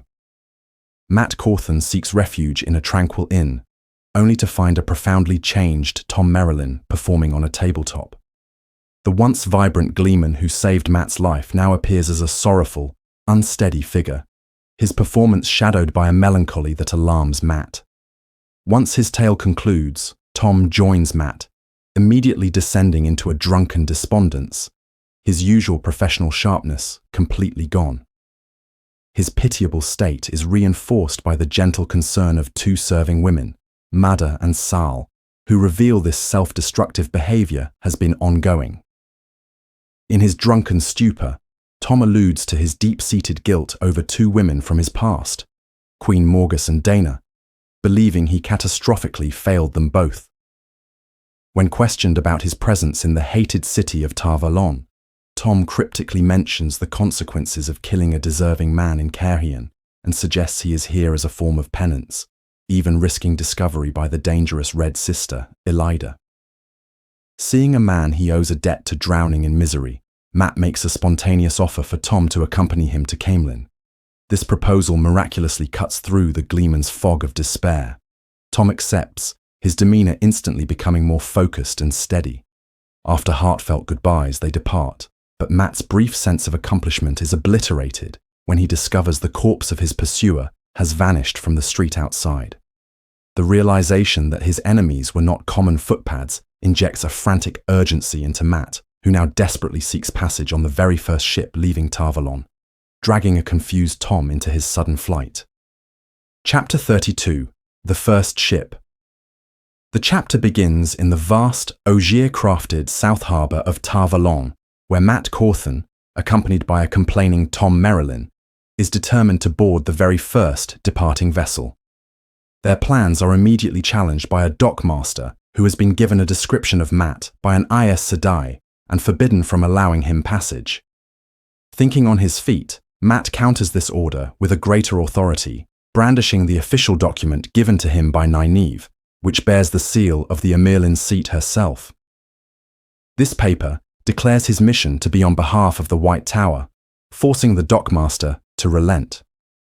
As their chosen ship, the Grey Gull, is already casting off its lines and pulling away from the wharf, Matt resorts to a desperate measure. He hurls his quarterstaff aboard like a javelin and follows it with a running leap across the widening gap of dark water. Tom, after a moment of cursing and hesitation, clambers aboard after him. They are met with the incandescent rage of the ship's captain, a Tyran named Juan Malia. Matt quickly diffuses the captain's anger by employing a two-pronged strategy of intimidation and bribery. He flashes the Amirlin's letter to imply the tower's backing, while simultaneously tossing the captain a gold crown and revealing a pouch full of more coin. He negotiates aggressively, demanding not just passage, but the captain's own cabin, ultimately paying a lavish 10 gold crowns to secure their comfort and underscore his apparent importance. While Captain Malia reluctantly clears his belongings, his conversation reveals him to be a man full of Tyran pride and deep-seated prejudices, particularly against the nations of Mayene and Ilion. More significantly, he parrots the dangerous rhetoric of a figure named High Lord Salmon, who preaches that the Aes Sedai intend to dominate the world and must be destroyed. Malia's diatribe provides a chilling glimpse into the political turmoil brewing in the south. Later in the cabin, Matt's strange luck manifests as he repeatedly rolls a dice combination known as the Dark One's Eyes. His brief moment of reflection is shattered by an assassination attempt. Two cloaked men with knives enter the cabin, but Matt reacts with brutal efficiency, killing them both with precise thrusts of his quarterstaff. The fight continues on deck, where Matt dispatches a third man at the tiller. He is nearly killed by a fourth assailant rising from the shadows, but is saved when Tom expertly throws a knife into the man's chest.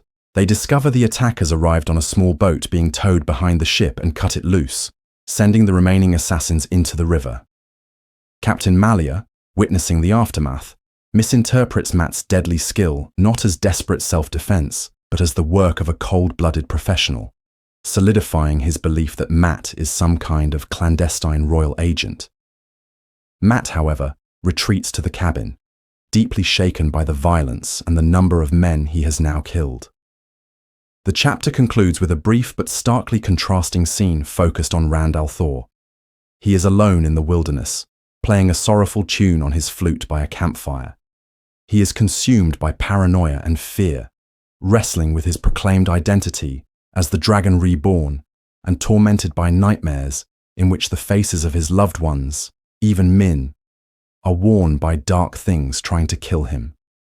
His waking hours are filled with anxiety and a desperate struggle against the encroaching madness, providing a somber counterpoint to Matt's violent escape. Chapter 33. Within the Weave. The chapter begins with a weary Perrin, whose exhaustion manifests as he contemplates a strange marking on a roadside stone, an impression resembling a hound's paw print where none should exist.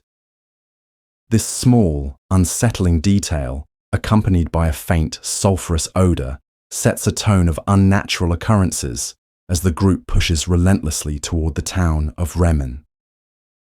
Moiraine's pace is unforgiving, a reflection of her iron will, leaving no room for rest. Perrin's fatigue is more than physical. He is plagued by troubled dreams that prevent him from sleeping soundly, one of which featured Egwene and the deceased wolf, Hopper, forcing him to confront the wolf connection he is desperately trying to suppress. This sense of a world askew is magnified by the trail of chaos they follow, evidence of Rand's passage as a powerful Tavaren. They have witnessed the pattern contorting itself with extremes of luck.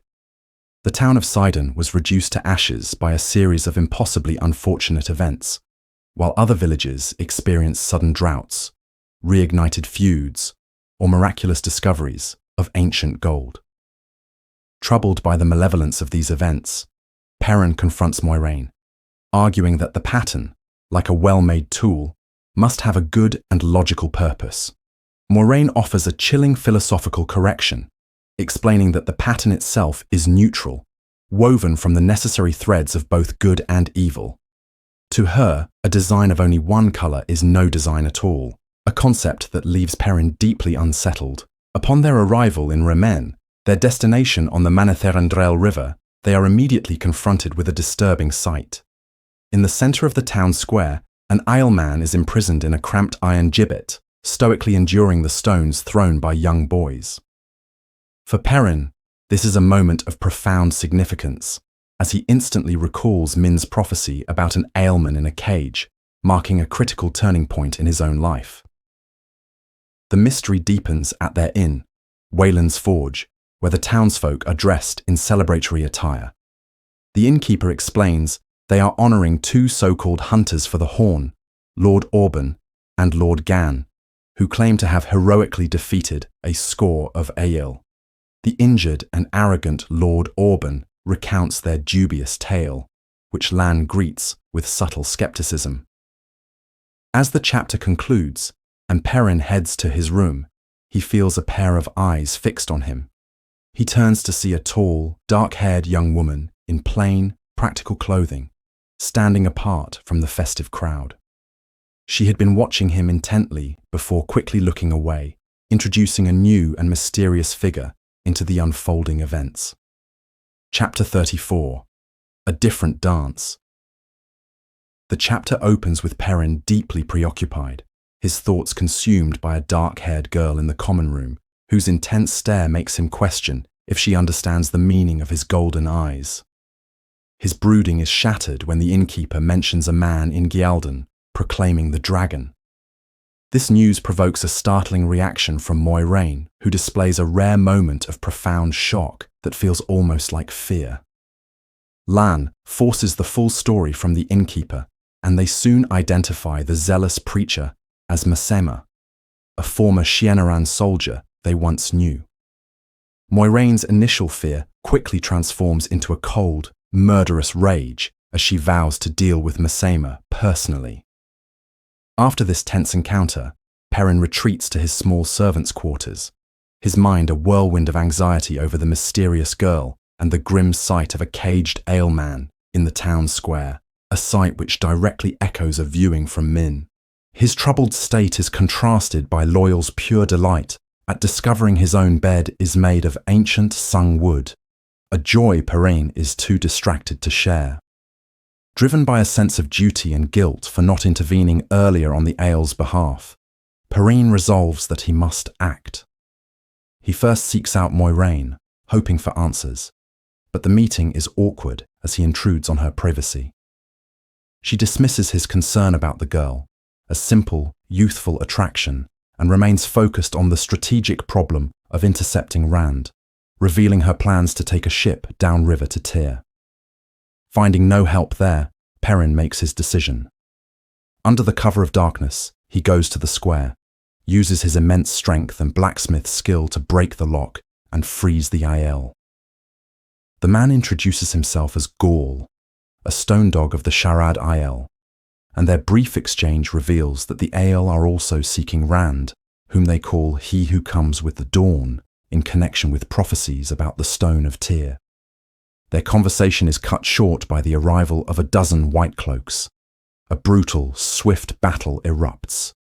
Gaul moves with a dancer's deadly grace, dispatching his opponents with terrifying efficiency. Perrin is forced to join the fray, using his axe with a sickening proficiency that he despises. He fights not with skill, but with a desperate need to survive, hating the carnage his weapon creates. When the fight is over in moments, Gaul departs toward Tyr, and Perrin glimpses the mysterious girl watching from the shadows before she flees. Lan appears immediately, his expression grim. Understanding the dire situation, he orders Perrin to gather Loyal and prepare for an immediate flight to the docks, ending the chapter on a note of urgent escape. Chapter 35. The Falcon. The chapter opens with the group's hurried flight from the inn in Remen. As Perrin rushes to follow Lan, he overhears the hunter Orban regaling a crowd with a wildly exaggerated tale of his encounter with Ael warriors. This loud storytelling provides an unintentional but perfect cover for the party's clandestine departure. Perrin quickly gathers a reluctant Loyal, who seems to be growing fond of the comforts of civilization, and notes with a sense of detachment that he himself had not even unpacked, as if subconsciously aware that his stay would be brief. Lan's typical efficiency is on full display, as he silences a nosy stableman with a single gold coin, and secures them swift passage downriver on a ship named the Snow Goose. As they make their way to the docks, Loyal romanticizes their escape, framing it as a grand adventure for the book he is writing. Perrin, however, finds this perspective utterly baffling, highlighting the growing chasm between the Ogier's intellectual fascination with danger and his own grim, personal experience with it. Just as the vessel casts off from the wharf, a mysterious young woman makes a dramatic leap onto the deck. She is pragmatic and observant, revealing that she witnessed Perrin freeing the Aelman and has correctly identified the nature of his companions as an Aes Sedai, a warder, and an Ogier. Declaring herself a hunter for the Horn of Valere, she asserts that their group constitutes a strange trail that she cannot afford to ignore. When Perrin dismisses her as just a girl, she proves her capability with a startlingly fast display of knife work. After a brief, embarrassing attempt to name herself after Lan's warhorse, Mandab, she reveals her name is Zareen. As Perrin retreats below deck, she calls out her newly chosen name for her quest, Fail, a word from the old tongue meaning falcon.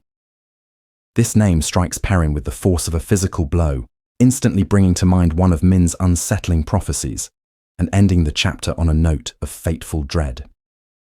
Chapter 36. Daughter of the Night. The chapter begins with Perrin aboard a river vessel, feeling the profound weight of exhaustion after nights of little sleep. Seeking solitude, he inspects several occupied cabins before discovering Loyal, the Ogier, who is too large for the bunks and is instead writing on the floor. Unwilling to engage in conversation, Perrin continues his search and finds an empty, windowless cabin. His thoughts are a maelstrom of recent events. He contemplates Elias Makara, a man who accepted his bond with wolves, and contrasts that acceptance with his own fierce rejection of his fate, feeling his life is more than just raw material to be shaped by destiny.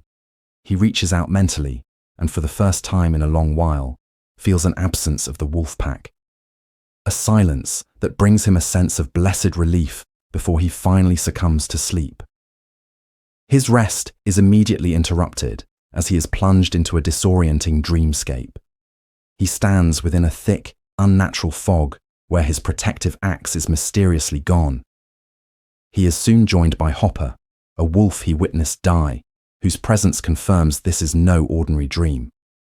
Hopper guides him through the fog into a terrifying void, where they are suspended above a vast expanse of mirrors. Below them, Perrin witnesses a chilling scene. Ba-Alzamon has summoned several of his high-ranking dark friends from their own dreams across the continent. He interrogates and terrorizes them for their failures, demonstrating his absolute power by disintegrating one man into mist as a lesson to the others. The scene's tension escalates when a beautiful woman in white and silver appears, whom Perrin recognizes from a previous dream. Baalzamon names her Lanfear, confirming one of the legendary Forsaken is truly free. A power struggle unfolds between them. Lanfear claims the dream world as her domain and expresses rage that Luz Therin, or Rand, walks the world again, revealing an ancient and obsessive possessiveness over him. Baalzamon questions her loyalty to the Great Lord of the Dark, reminding her that her oaths are unbreakable and forcing her to reaffirm her servitude, though she does so with defiance. As this vision dissolves, Hopper leads Perrin to a peaceful, sunlit hillside, a stark contrast to the darkness he just witnessed. Here, the wolf cryptically explains that this place is a reality where all wolves, past, present, and future, exist. In a moment of profound freedom, Hopper leaps into the air and soars like an eagle, leaving Perrin with a sense of awe and loss. But the peace is fleeting. Perrin is thrown into another vision, this time witnessing Rand slaughtering a slow-moving circle of Murdral and people with terrifying displays of the One Power. When Perrin tries to shout a warning about more approaching enemies, a snarling, power-wielding Rand turns on him, unleashing an attack that jolts Perrin awake. Perrin awakens in searing pain, discovering a real, physical burn on his chest. Realizing the dream's tangible danger, he seeks out Moiraine and tells her everything. She listens intently, confirming the gravity of his experience by warning him that such abilities, though not channeling, could get him killed by Aes Sedai, who might mistake him for a man who could channel. While she acknowledges the threat of Lanfear, she remains secretive about her plans and refuses to heal his burn, insisting it serve as a reminder for caution. The chapter's final horrifying section shifts to Rand's perspective. He awakens, realizing with horror that he truly did attack Perrin in the dream. His paranoia is at a fever pitch when a merchant woman and her guards approach his camp with peaceful intentions. In a chillingly detached and calculated act, Rand unleashes the One Power, summoning a fiery blade and slaughtering the entire party without hesitation. He then uses the power to arrange their corpses in a line of kneeling submission, a grim acknowledgement of his role as the Dragon Reborn, even as he questions his own sanity before riding off toward Tyr, drawn by the call of the powerful sword, Callandor. Chapter 37, Fires in Cairhien. The chapter opens with Egwene Alver standing on the deck of the river vessel, the Blue Crane, as it navigates the waters bordering a war-torn Cairhien. She observes a landscape of profound despair. A recently destroyed village lies in smouldering ruins, and distant plumes of smoke signal ongoing destruction from the nation's civil war. This grim reality of conflict is made even more jarring by the vibrant, blooming life of the riverside flora, creating a sickening contrast that Egwene struggles to stomach while attempting to maintain the serene composure she believes an Aes Sedai should possess. Her external observations are a reflection of her internal turmoil. Egwene feels immense frustration with her quest. The powerful Ter'angreal ring, meant to grant her access to the world of dreams, remains an unpredictable tool, offering her no clues about the Black Arja. Instead, her sleep is filled with a chaotic torrent of prophetic visions she cannot fully decipher. She sees Rand trapped on a colossal game board, menaced by unseen players. She witnesses Perrin preparing to leap from a cliff, convinced he must learn to fly. Most troublingly, she dreams of Mat being followed by a man who is somehow not there. These visions, coupled with a deep sense of homesickness, weigh heavily upon her. A conversation with Elaine about the fires on the shore triggers a sudden, chilling epiphany for Egwene. She realizes her dream about Mat signifies he is being hunted by a grey man, a soulless assassin of the shadow. This revelation is horrifying, yet she is powerless to help him. Their journey is then abruptly halted when their ship crashes and becomes lodged on a submerged wreck, another testament to the river's dangers. Nynaeve immediately seizes control of the situation. Deeming a long wait for rescue unacceptable, she decides the three of them must disembark and proceed on foot through the dangerous Cairhienan countryside to the village of Jureen. Despite the captain's panicked warnings about brigands, They depart. The chapter concludes as the three young women walk in tense silence, their internal conflicts simmering, only to be interrupted when a mysterious figure suddenly rises from hiding directly in their path. Chapter 38. Maidens of the Spear. The chapter opens with a moment of sheer panic, as Egwene and Elaine's screams are immediately followed by their instinctual embrace of Saidar. They are confronted by a woman who, despite being their own age, projects an aura of immense danger. This woman introduces herself as Aviendha, an Aiel warrior from the society known as the Maidens of the Spear. Egwene feels a disorienting and inexplicable sense of familiarity with her, a feeling she attributes to the Aiel woman's resemblance to Rand. The initial tension, born from the expectation of a violent attack, is completely subverted when Aviendha's purpose is revealed. Instead of aggression, she has come with a desperate plea for aid, asking if they are Aes Sedai who can heal a grievously wounded companion. The scene's underlying threat is re-established when two more maidens, Bane and Chiad, seem to materialize from thin air, revealing their mastery of concealment. What follows is a profound cultural exchange filled with misunderstandings that highlight the vast gulf between their societies.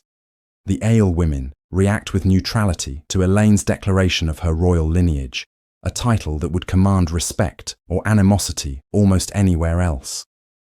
A discussion on the term First Sister reveals complex Aiel social structures where sisterhood can be forged by vows, not just by blood. Egwene and Elaine's assumptions about the maidens are shattered as they learn more about their unique relationship with men and their vows to the spear. Upon reaching the injured maiden, Daelin, another cultural shock occurs when the Aiel display an almost phobic aversion to the large river. Nynaeve, in her characteristic fashion, immediately takes charge. She scolds them for moving the patient, but sets to work with a practical, herbalist's approach that surprises the Aiel.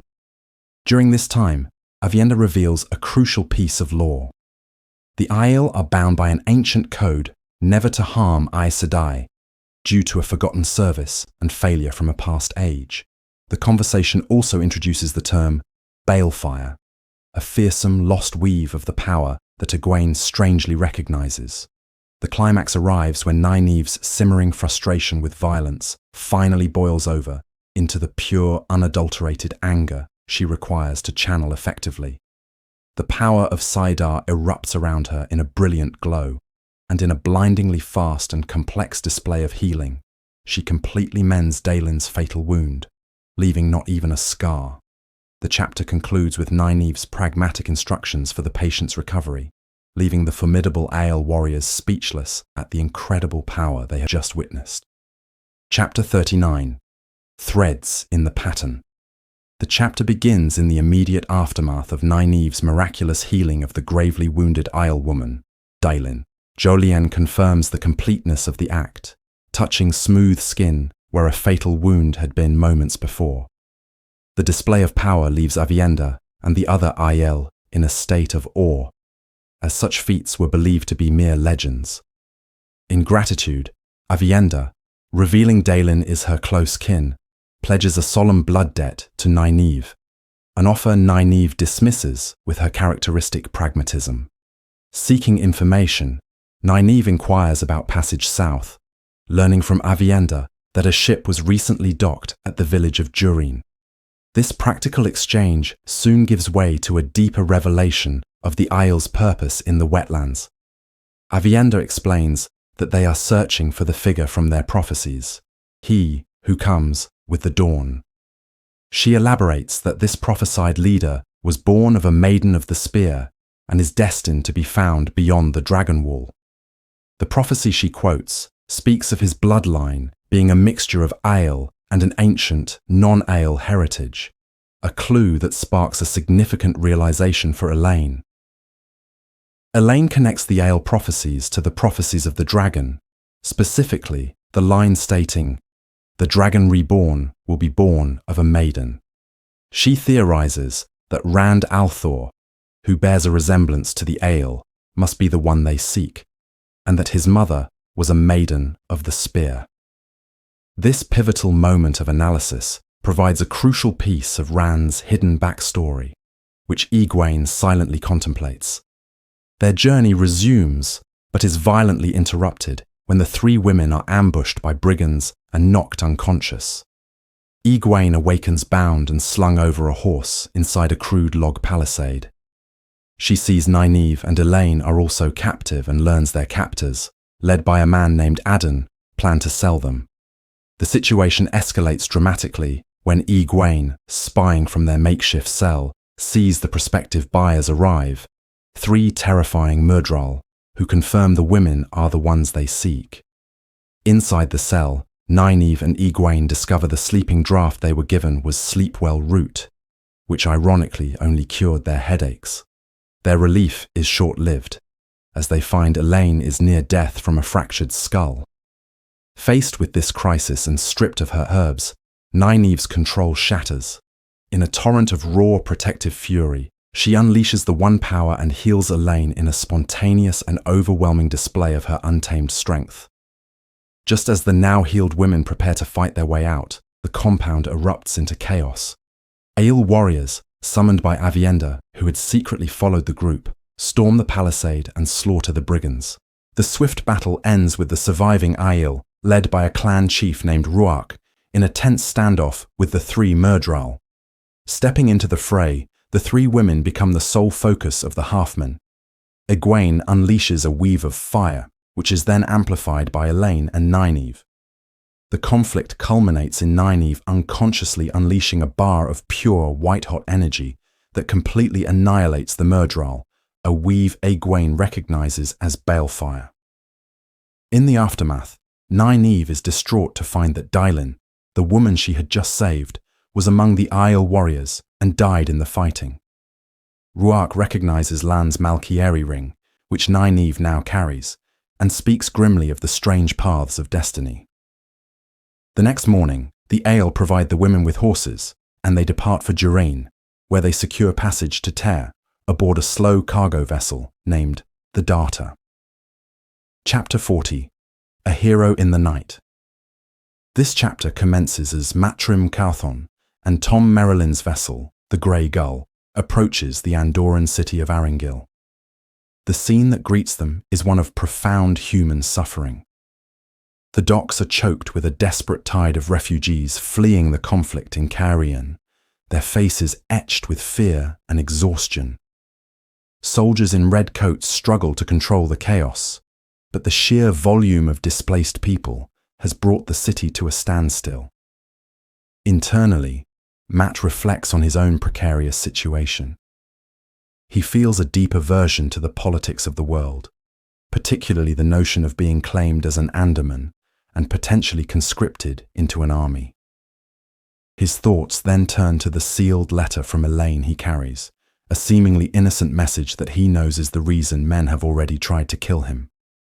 He also contemplates his extraordinary luck with dice, which has continued aboard the ship, allowing him to win a significant sum from the vessel's captain.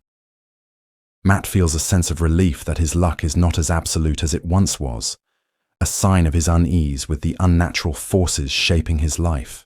His cynical nature is briefly pierced by an impulsive act of charity, as he presses a handful of coins on a desperate mother with crying children, an act he immediately tries to rationalize to himself and to Tom. Upon disembarking, their search for lodging proves futile. Every inn in the city is filled to capacity, a stark confirmation of the severity of the refugee crisis. The innkeepers are overwhelmed and have no space, not even for a gleeman's performance. Finally, at an inn called the Good Queen, Matt resorts to his unique talents. When refused a bed, he challenges the innkeeper to a game of dice, wagering a substantial amount of gold not only for a place to sleep in the stable, but for ownership of two of the innkeeper's horses as well. With a single, impossibly lucky throw, Matt wins the wager, securing them shelter and transportation. As they settle into the hayloft of the stable, the chapter's central conflict unfolds. A slender woman named Aludra enters, seeking refuge from the rain. She is almost immediately followed by four menacing men, led by one called Tammuz. Their intent is clearly lethal. The confrontation reveals that Aludra is a former illuminator, a member of the secretive guild of fireworkers, who was cast out and is now being hunted for practicing her craft independently. In a moment that directly contradicts his stated desire to avoid trouble, Matt acts on pure instinct. He grabs a dangling rope and swings down from the loft, crashing into the would-be assassins and throwing them into disarray. Tom quickly tosses Matt his quarterstaff, and Matt demonstrates his formidable skill with the weapon, efficiently and brutally dispatching the four men. In the aftermath, a grateful Aludra explains her plight. Lacking any money to reward her rescuers, she instead gives Matt a large, cloth-wrapped bundle containing a collection of powerful fireworks. She provides careful instructions on their use, emphasizing their danger and potential for destruction, a gift that serves as significant foreshadowing. Witnessing her destitution, Matt's conscience again gets the better of him, and he awkwardly offers her the money he had dropped during the fight. Aludra departs into the night, but not before making a cryptic comment about a new invention involving sticks that will one day make her fortune. Realizing their attackers will soon awaken and summon the authorities, Tom urges a swift departure. They saddle their newly acquired horses and flee the stable, riding out into the storm. The chapter concludes on a note of deep internal conflict for Matt. He bitterly calls himself a bloody hero and tells Tom to kick him if he ever displays such foolish heroism again, perfectly capturing his frustration with his own undeniable emerging decency. Chapter 41. A Hunter's Oath. The chapter begins as the vessel, the Snow Goose, makes its final approach to the stone docks of the great city of Ilion. Perrin stands at the stern, deliberately absorbing the details of the surrounding harbour to distract himself from the tense atmosphere on deck. His attention shifts between the various long-legged birds in the marsh, the massive commercial ships at anchor, and the foul-smelling operations of a nearby tannery. This outward focus is a shield against the conflict brewing behind him, a conflict his axe cannot defend against. The source of this tension is Moiraine's cold fury, directed at both Perrin and the Hunter of the Horn, Zareen. Moiraine is displeased that Perrin concealed Zareen's knowledge of her being Aes Sedai, but she is far more incensed to learn that Zareen believes their group will lead her to the Horn of Valere, a fact Perrin also failed to disclose. Her silent, penetrating stares have cowed the entire crew into whispers, sent Loyal into hiding in his cabin, and seem to only amuse Lan. Once ashore, the simmering conflict boils over. Moiraine confronts Zareen, who adamantly insists on being called Fail. Instead of simply dismissing her, Moiraine presents a binding choice. Because Fail now knows too much, she cannot be allowed to leave freely. She must either swear by her hunter's oath to join their party, obeying Moiraine without question, and surrendering her own path, or she will be magically bound to the marshes of Ilion until Moiraine chooses to release her, a sentence that could last a lifetime. Seeing no other option, Fail swears the oath, binding herself to their cause. Immediately after, Moiraine assigns Fail as Perrin's personal responsibility, citing a prophecy from Min about a falcon. Both Perrin and Fail protest this arrangement vehemently, but Moiraine silences them with a final chilling threat to Perrin. If Fail jeopardizes their mission, he will share her fate. The chapter closes with Perrin begrudgingly pulling Fail onto his horse, beginning their forced and contentious partnership as they ride into the city. Chapter 42. Easing the Badger. The chapter commences as Perrin and his companions enter the grand city of Ilion. The urban clamour immediately absorbs any sound from their small party, and Perrin finds the city's symphony of noise both familiar from other metropolises and unique in its slower, deeper rhythm. He is struck by the city's distinct character, a place interwoven with as many canals as it has streets, where pole-driven barges are as common as horse-drawn wagons. Amidst the smells of a bustling populace, the unmistakable scent of salt and marshland pervades everything, a constant reminder of Ilion's coastal location. As they traverse a magnificent square, Zareen points out the twin royal palaces, explaining the subtle political rivalry they represent between the king and the Council of Nine. a dynamic that she suggests allows the common people a great deal of freedom. She also teases Perrin about his rustic nature, noting that the square is where she swore her hunter's oath. While the human city dwellers seem to pay loyal little mind, the Ogier himself grows deeply anxious. He confides in Perrin his fear of encountering other Ogier stonemasons from his homesteading, who would certainly compel him to abandon the quest and return with them. A palpable sense of wrongness begins to settle over the group. Moiraine is the first to voice it, stating grimly that something is amiss in the city. Her words prompt Perrin to observe the citizens more closely, and he notices a disturbing undercurrent of rage simmering just beneath the surface. He sees it in the snarling face of a baker's boy and the hateful glare of a juggler, a widespread, unconscious animosity that seems to infect at least a portion of the population. Their journey concludes at an inn called Easing the Badger. Inside, the common room is lively, dominated by a provocative singer whose bawdy lyrics cause Perrin to blush, much to Zareen's amusement. The proprietress, Nida, recognizes Moiraine and, under questioning, provides crucial information. She attributes the city's irritable mood to a hard winter, but also reveals the recent meteoric rise of a mysterious Lord Brend to the Council of Nine.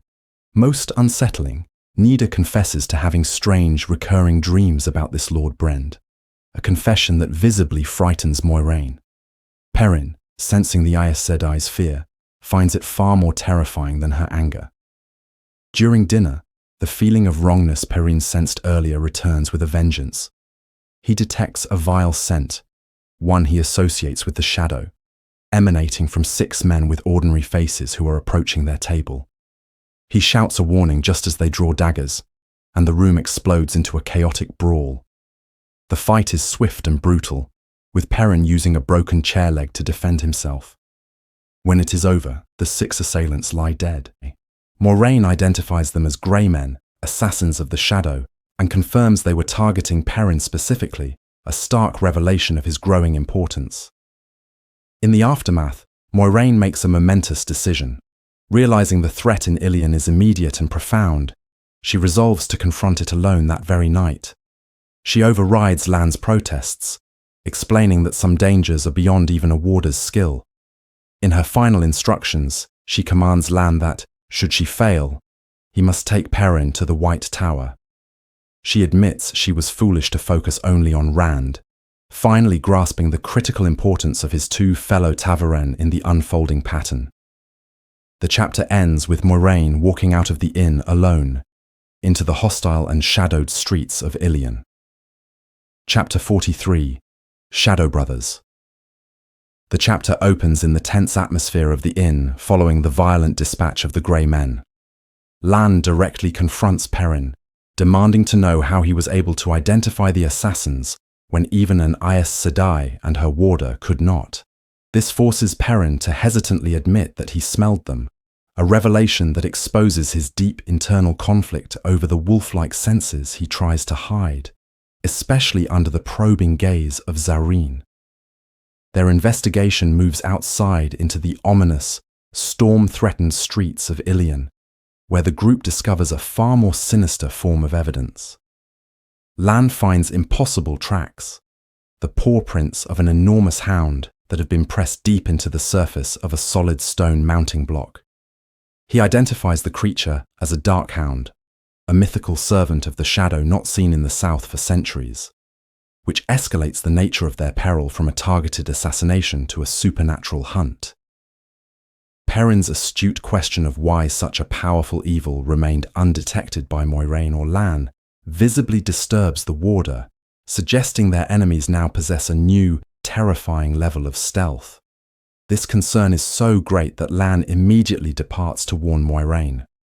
Seeking answers of his own, Perrin intentionally enters the wolf dream, where he witnesses prophetic visions of his friends in mortal danger. Mat gambling with Baalzamon and the female apprentices willingly walking into a cage. His wolf mentor, Hopper, confirms the gravity of the situation, referring to their hunters as Shadow Brothers, and speaking of a coming last hunt, before violently expelling Perrin from the dream for his own safety. Perrin awakens to Zareen's intrusive questions, but their interaction is dramatically interrupted by Moiraine's return. She delivers the chapter's climactic revelation, confirming that Perrin's dream visions are true, and that one of the Forsaken holds dominion over Ilion, providing a terrifying context for the escalating threats they face. Chapter 44, Hunted. The chapter begins as Perrin rises and dresses following the confrontation with the Darkhound. He questions Moiraine about their next move, and she confirms they must flee, delivering the chilling revelation that Ilion is secretly ruled by Samael, one of the legendary Forsaken. The name alone seems to drain the warmth from the air, causing Perrin to momentarily despair and question the entire purpose of their quest. Zareen is equally horrified by this news. Seeing her fear, Moiraine offers the woman one last chance to part ways with their group and save herself from the immense danger they attract. After a moment of consideration, Zareen refuses, declaring that she wants to be part of a story she believes will become a legend. This answer does not satisfy Perrin, who grows more suspicious of her true motives, finding her reasoning far too shallow for the grave reality of their situation. Moiraine cuts their discussion short with an urgent command to leave immediately, warning that Samael will soon discover his slain creature and begin searching for them. This sparks a frantic rush as the companions gather their belongings and escape into a severe thunderstorm, the pouring rain providing cover for their flight from the city. At the stable, they find Moiraine already prepared. She gives a final grim order to the innkeeper, Nida, insisting she must flee Ilion with everyone she cares for. Moiraine then clarifies a crucial point for Perrin. While the Darkhound belonged to Samael, the Grey Men who previously attacked were sent by another power, one that is hunting Perrin specifically.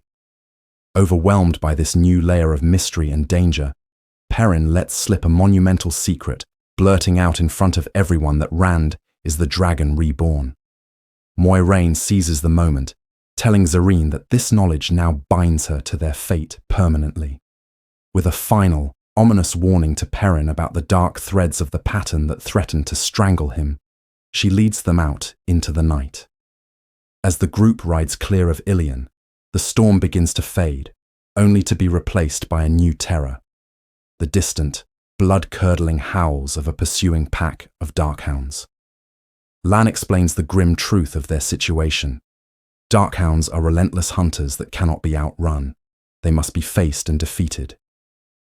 Moiraine selects a treeless hill as the place to make their stand. The pack of 10 shadowy beasts closes the distance with terrifying speed. Perrin manages to fire his bow, taking one down, but it is a futile gesture against the sheer number and ferocity of the pack. Just as the creatures are about to descend upon them, Moiraine unleashes a devastating and forbidden form of the One Power. A blinding, incinerating wave of pure white energy erupts from her, instantly annihilating the Darkhounds. She reveals that she used a technique so prescribed that merely knowing of its existence could get her stilled, and expresses hope that Samael was too distant to have witnessed the immense display of power. She speculates that their group was likely a secondary target, with the Forsaken's true prey being either Rand or Mat. They ride on, leaving Perrin more confused and mistrustful than ever. The narrative then shifts to Mat and Tom, who are camped for the night near Caemlyn. Driven by his characteristic curiosity, Mat carefully dissects one of Eludra's fireworks, discovering it contains nothing but what looks like black pebbles and dust. Tom is enraged by this reckless act, lecturing Mat on the volatile nature of firework components. Their tense exchange is interrupted by the arrival of 4 riders, led by a well-dressed woman who approaches the campfire with a polite request for directions. As Mat begins to answer, her polite demeanor shatters, and she screams for her men to kill him. A crossbow is fired just as Mat hurls the firework into the campfire.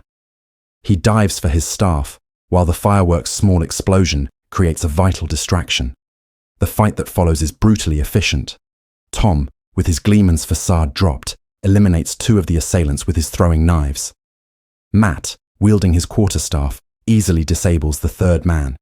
The woman then moves to attack Matt herself, revealing a hidden dagger, but Tom kills her with another perfectly thrown knife before she can strike. Matt is disturbed by the killing of the woman, but Tom makes it clear she was seconds from murdering him. As they prepare to leave the scene, Matt recognizes the face of the dead crossbowman. It is one of the same dark friends who attacked him on the river. This realization dawns on him with absolute clarity. The relentless pursuit is not for the coin in his purse, but for the sealed letter from Elaine he carries. He resolves to deliver the dangerous letter and be free of it as soon as they reach Camelin. Chapter 45, Camelin.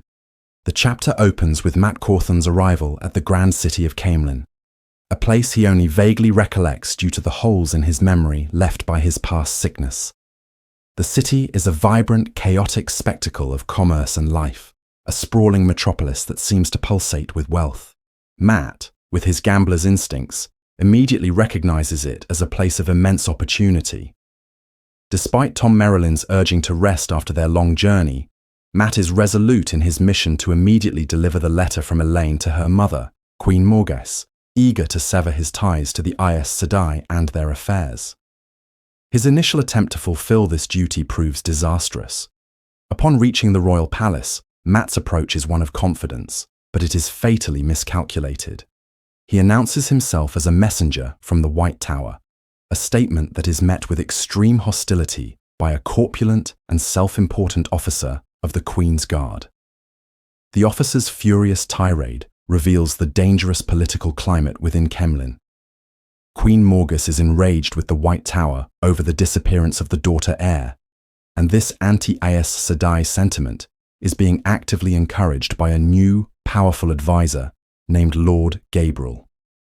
When Matt persists, the officer brands him a dark friend, forcing him to flee the palace grounds in a hurry. This humiliating failure serves as a harsh lesson about the city's changed allegiances. Retreating to the Queen's Blessing Inn, Matt reconnects with Tom and the innkeeper, Master Gill. The conversations there further illuminate the precarious situation. Gill confirms that Lord Gabriel's influence over the Queen is immense, to the point that he has replaced many of the city's guards with his own men and effectively retired the loyal general, Gareth Brine. The entire court is on edge, and any association with Tar Valon is now considered suspect. Undeterred by his initial failure and the clear danger, Matt rejects the safer, more patient options suggested by his companions. Instead, he declares his intention to bypass the guards entirely and get inside the palace through his own means. His decision is driven by a profound and perhaps reckless faith in his own luck. As a final ominous act before departing, he casually rolls a set of dice. They land showing 5 single pips, a throw known as the Dark One's Eyes, a sign of either the absolute best or the absolute worst of fortunes. Ignoring the implications, Matt leaves to undertake his perilous new plan, fully embracing the high-stakes gamble he is about to make. Chapter 46. A Message. Out of the shadow. Still uncertain if his plan will succeed, Matt Cawthon approaches the royal palace in Camelin, deciding that direct infiltration is his only option. He avoids the main plaza, finding a climbable, cliff-like garden wall that reminds him of youthful adventures with Rand and Perrin. This brief, nostalgic memory of a simpler time climbing in the mountains of mist serves as a stark contrast to the deadly political games he is about to stumble into. After a perilous climb where his mind nearly wanders to his own detriment, he drops into the palace gardens. Initially, Matt treats the infiltration like a game, moving like a shadow, easily evading the guards and even playfully tucking a flower into his hair. His luck seems to be holding as he searches for a way into the palace itself. This lightheartedness is shattered when he pauses beneath a window and overhears a chilling conversation. A powerful, authoritative man, referred to as Great Master, is instructing his subordinate, Comar, to arrange for the discreet murders of Elaine, Egwene, and Nynaeve, who are on their way to Tyr. The Great Master expresses disdain for another's plans and a desire to secure his own, viewing the girls as potential complications. The gravity of this discovery forces Matt to abandon his stealthy approach. He understands that time is critical, and he must warn Queen Morgus immediately. He deliberately allows himself to be found by a young officer, Guardsman Lieutenant Talonvor, using Elaine's sealed letter as his passport. After a tense standoff, Talonvor agrees to escort him to the Queen. Matt is brought before Queen Morgus in a courtyard. He is struck by her regal beauty, but also her sorrowful demeanour. The scene takes a horrifying turn when Matt recognises the Queen's chief advisor, the handsome and powerful Lord Gabriel, as the Great Master who ordered the assassinations. Trapped and terrified, Matt quickly invents a false identity as Tom Grinwell, a simple farm boy from Comfrey, to explain his presence.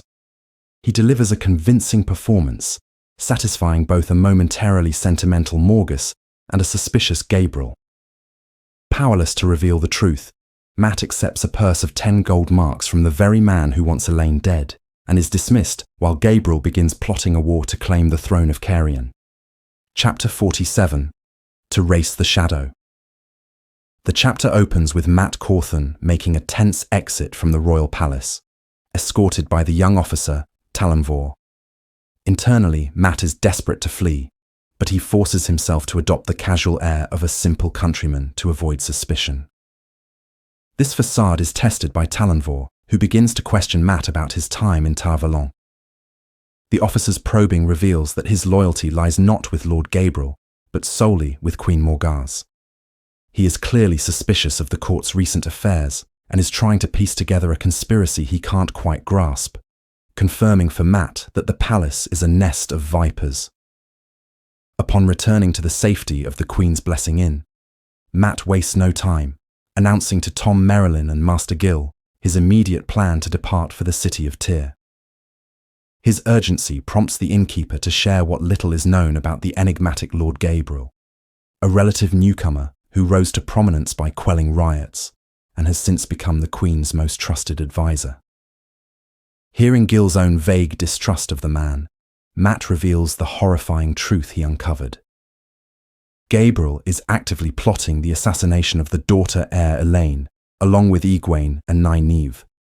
The revelation stuns both men, but they quickly believe him. Recognizing that a direct warning to a lovesick Morgus would be a death sentence, the politically savvy Tom devises a subtler plan. They will start a rumor of Gabriel's treason, confident that Morgus's sharp political mind will eventually see through her infatuation and investigate. Tom, admitting his once great passion for the Queen has faded with time, decides his own safety now lies in accompanying Matt to Tyr. As they prepare to leave, Matt makes a final, symbolic gesture. He frames his quest as a wager against Gabriel, using the man's own coin as the stakes. He then rolls his dice, and they land on a perfect score, a silent promise that this is one game he will not lose. Chapter 48. Following the Craft. The chapter opens with Egwene in a state of profound misery aboard the ship known as the Darter as it approaches the city of Tyr.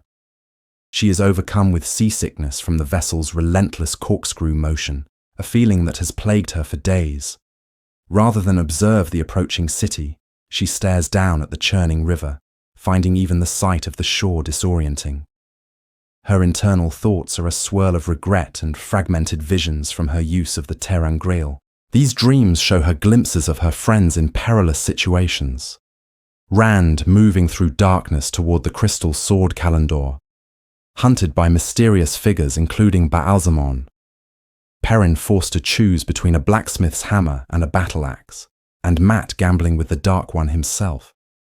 The visions are confusing and offer no clear guidance on their immediate quest to find the Black Ager. Upon docking, the ship's captain, Kanin, makes no secret of his relief to be rid of his passengers.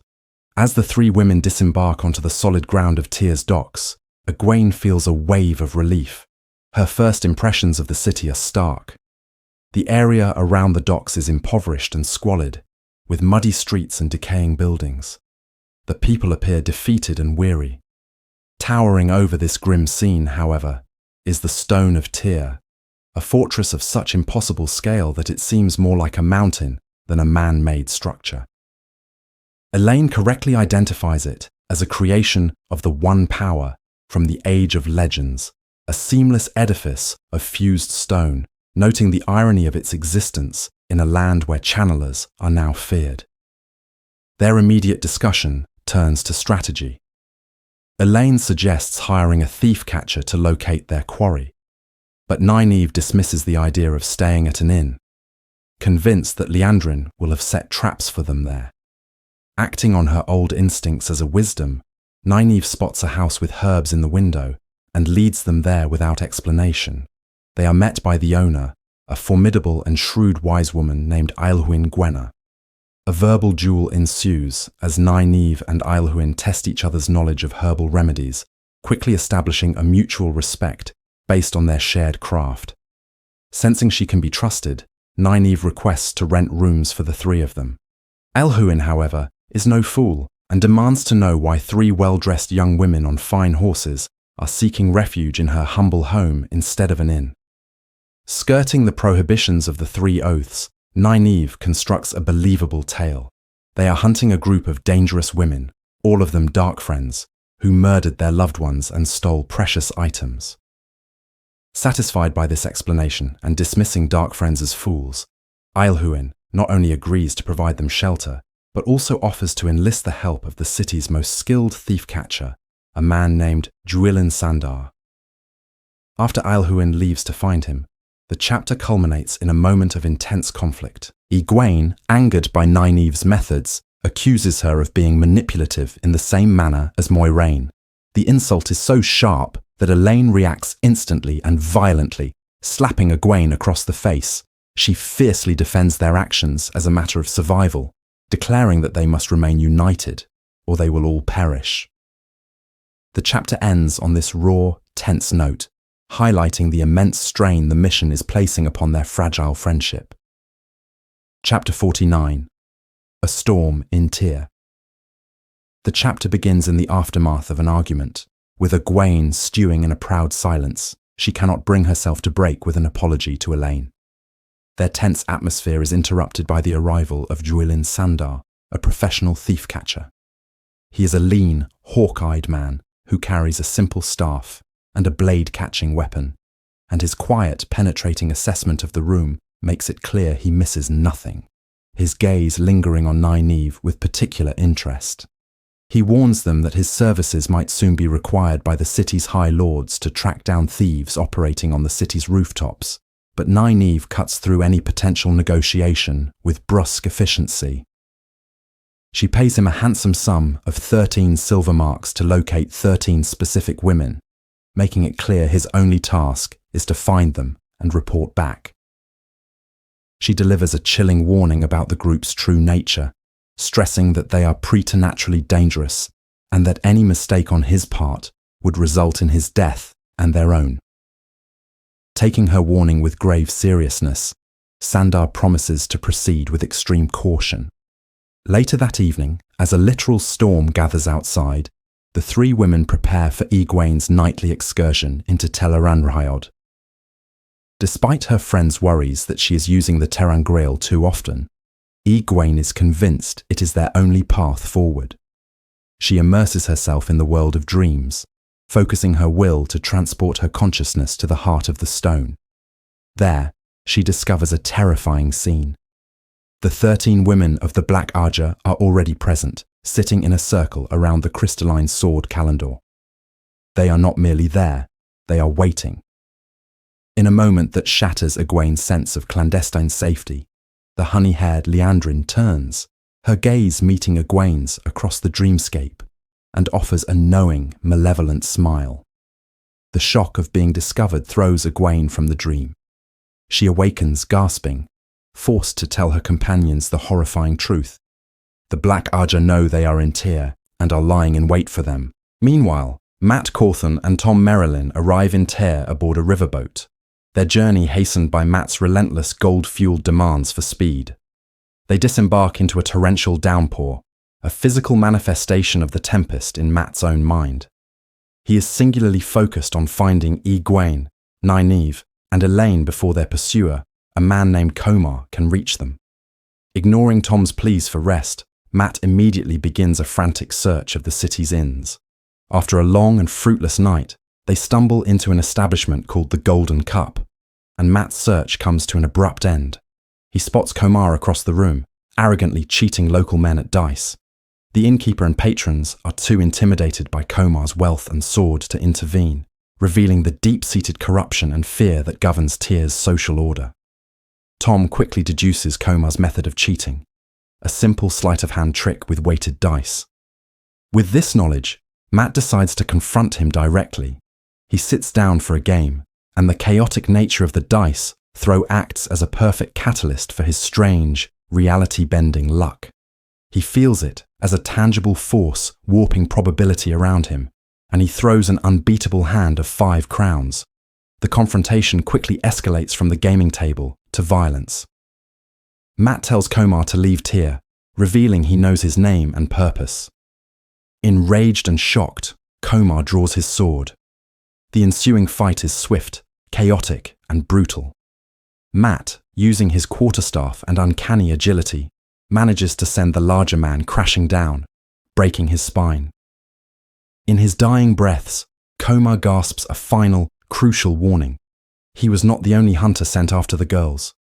Thrust back out into the rainy night by the terrified innkeeper, Matt has a moment of profound insight. He realizes the nature of his luck. It thrives on pure randomness, on chaos, not on patterns or predictable systems. He concludes that to find the girls in time, his search must mirror this principle. He cannot look for them systematically. He must find them by chance. The chapter concludes with Matt, weary but resolute, embarking on a new, deliberately patternless search through the rain-soaked city, wandering aimlessly from one inn to the next, trusting his uncanny luck to guide him to his friends before their other enemies do. Chapter 50. The Hammer. The chapter opens with the group's arrival in the city of Tyr, where they are immediately met by a wall of oppressive heat and humidity. The atmosphere is thick with a complex mix of smells from the docks and nearby shipyards, a sensory overload that Perrin takes in. His heightened senses, a product of his bond with the wolves, instinctively reach out for any sign of a pack, but he finds nothing in the sprawling metropolis, which deepens his feeling of isolation. His primary concern is for Rand, and his gaze is drawn to the colossal, mountain-like fortress known as the Stone of Tyr. He is consumed by the fear that Rand may have already attempted to assault the fortress and failed, rendering their entire perilous journey meaningless. As they move from the docks, Zareen continues her relentless questioning, trying to understand the nature of the threat in Tyr, but Perrin puts her off. An exchange between Zareen and Loyal reveals their differing perspectives on their recent near-death experiences in Ilion. Perrin internally struggles with Loyal's use of the name Fail for Zareen, as it serves as a constant reminder of Min's prophecies and his own anxieties about a falcon and a beautiful woman destined to be in his future. The group's leaders, Moiraine and Lan, are prepared for secrecy. Moiraine conceals her face and her Aes Sedai ring, while Lan has shed his conspicuous warder cloak. Their initial journey through Tyr exposes a city marked by a strange and pervasive despair. The people in the muddy outer streets, and even the well-armed soldiers within the city walls, share a common look of defeat and resignation, a spiritual exhaustion that deeply troubles Loyal and Perrin. The city itself is a chaotic mix of squalor and grandeur, with magnificent palaces standing haphazardly next to common shops and bakeries. After settling into a noisy inn chosen by Lan, Perrin feels an irresistible pull toward a neighboring smithy. The familiar sounds and smells of the forge offer him a profound sense of comfort and belonging, a sanctuary from the complexities of his current life. Inside the smithy, Perrin finds a piece of his old self. He wordlessly begins assisting the smith, Dermot Ajala, who recognizes his skill and challenges him to forge something. Perrin loses himself in the work, expertly crafting a chamfer knife with a focused grace that deeply impresses the master smith. The act of creation is a restorative experience for him. Ajala, whose own apprentices have abandoned him, offers Perrin a job, and upon being refused, gifts him the heavy hammer he used. This hammer becomes a powerful symbol for Perrin. When he later compares it to his battle axe, he feels the immense weight of his two conflicting identities, the creator and the warrior, the blacksmith and the wolf brother. The chapter's climax occurs when Lan summons Perrin to a private meeting. In a tense scene, Moiraine delivers a devastating revelation. The Forsaken Belial is in Tyr, masquerading as the High Lord Salmon. He is not trying to stop Rand, but is instead weaving a trap, intending to let Rand claim the legendary sword Callandor from within the heart of the stone, only to then take it from him and use it to kill the dragon reborn. The group reacts with fear and shock. Moiraine explains that Belial's power is so immense that she cannot risk setting magical wards, as he would instantly detect them. Their only hope is a direct confrontation where she might be able to use balefire. In a moment of crucial insight, Loial draws upon Ogier lore, revealing that Belial was known as the Netweaver, a name confirming Moiraine's fear that he is a master strategist. Just as the plan is being discussed, with Moiraine and Lan intending to infiltrate the stone alone, Lan adds another unsettling variable. He has seen Aiel warriors moving secretly across the rooftops of Tyr. Perrin immediately connects this to a prophecy he heard about the Aiel leaving their homeland when the stone of Tyr falls. The chapter concludes with the characters grappling with these new, unpredictable elements. Moiraine is left to ponder whether the Aiel are part of Belial's scheme or the pattern's own design, while Perrin is left holding his new hammer, contemplating his future and his complicated feelings for Zareen. Chapter 51. Bait for the Net. The chapter opens with Nynaeve moving through the oppressive, mud-choked streets of the mall in Tyr, her mind a tempest of frustration. She is deeply annoyed by the city's defeated spirit, irritated by her travelling companions, and unsettled by a fleeting, uncertain glimpse of a man who could be Rand. A deeply strange and unnatural event, where a fisherman's spilled cargo of fish lands perfectly upright in a circle in the mud, serves as a potent omen that only amplifies the pervasive atmosphere of wrongness. Her mission to locate the members of the Black Arger feels completely stalled, and her internal reflections paint a portrait of a woman whose formidable patience has been worn dangerously thin. This simmering tension finally boils over when a visibly terrified Juilin Sandar intercepts her. He brings the shocking revelation that their targets are not hiding like common criminals in the city's shadows. Instead, they are being openly protected as honoured guests of the powerful High Lord Salmon, residing within the legendary and seemingly impenetrable fortress, the Stone of Tyr. Realising the gravity of this news, Nynaeve hurries back to their supposed safe house, only to walk directly into the waiting trap. She finds their host, Ailhu Ingwenna, magically frozen in place, a silent victim of the ambush. Liandrin and another black sister, Rihanna, are there, and Nynaeve quickly discovers that she has been shielded from the true source, leaving her completely cut off from her power. In a final act of raw defiance, she physically attacks her captors, but is mercilessly and brutally beaten into submission by invisible, punishing flows of air. Forced inside the house, she's confronted by the full, devastating scope of their failure. Elaine is conscious, but bruised and battered, while Egwene lies in a crumpled heap on the floor, unconscious and severely injured. The captives are then bundled into a luxurious coach bearing a High Lord's sigil, forced to pass by Juilin Sandar, who was evidently compelled to betray them and now kneels in the mud in abject shame. During the ride, Nynaeve and Elaine make one last, desperate attempt to turn the tables with a bluff, claiming they themselves are bait for a larger trap set for the Black Ager.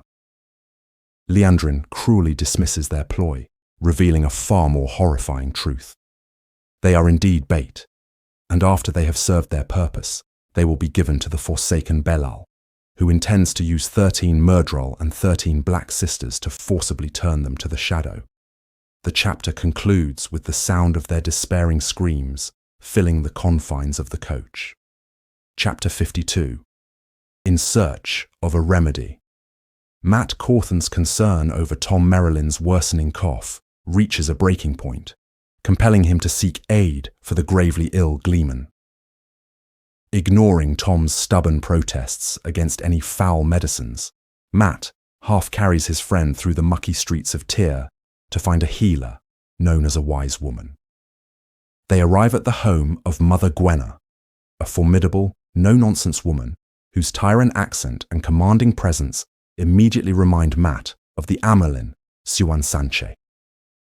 Inside her kitchen, she swiftly takes control, forcing a potent bitter tea down Tom's throat, while promising further treatment with a salve he is not allowed to refuse. During this tense interaction, an offhand comment by Matt about Mother Gwenna's accent triggers a pivotal discovery. The wise woman reveals she recently gave shelter to 3 young women whose descriptions perfectly match those of Egwene, Nynaeve, and Elaine.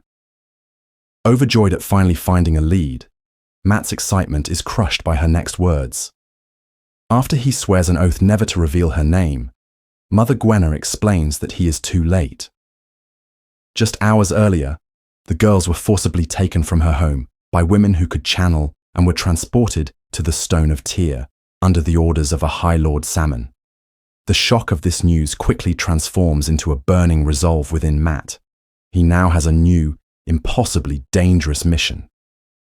Leaving the weakened but furiously protesting Tom in Mother Gwenna's firm care, Matt heads back into the city, his mind focused.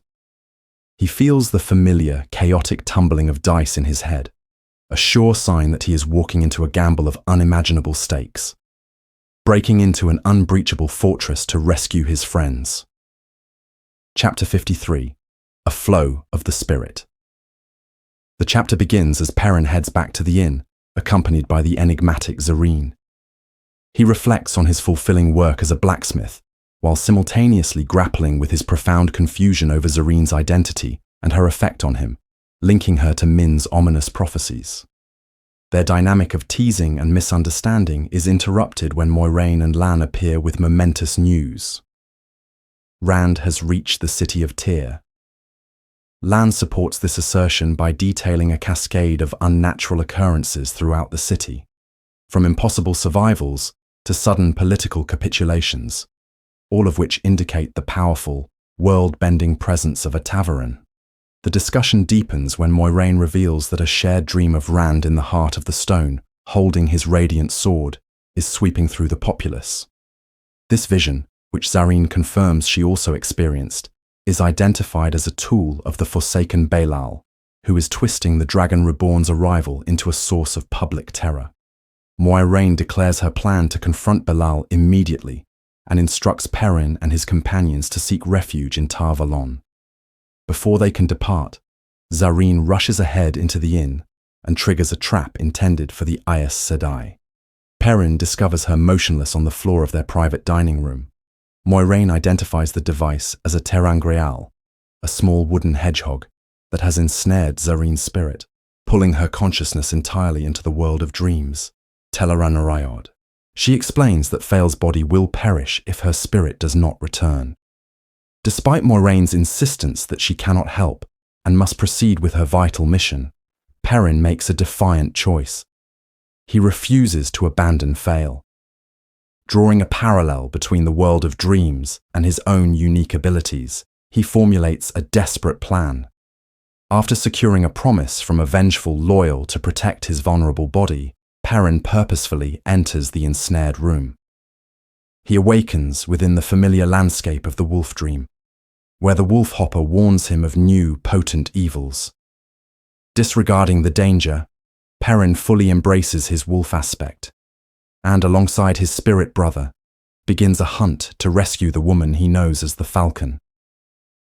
Chapter 54. The narrative opens with Matt Cawthon perched on the rooftops of Tyr, contemplating the formidable stone fortress.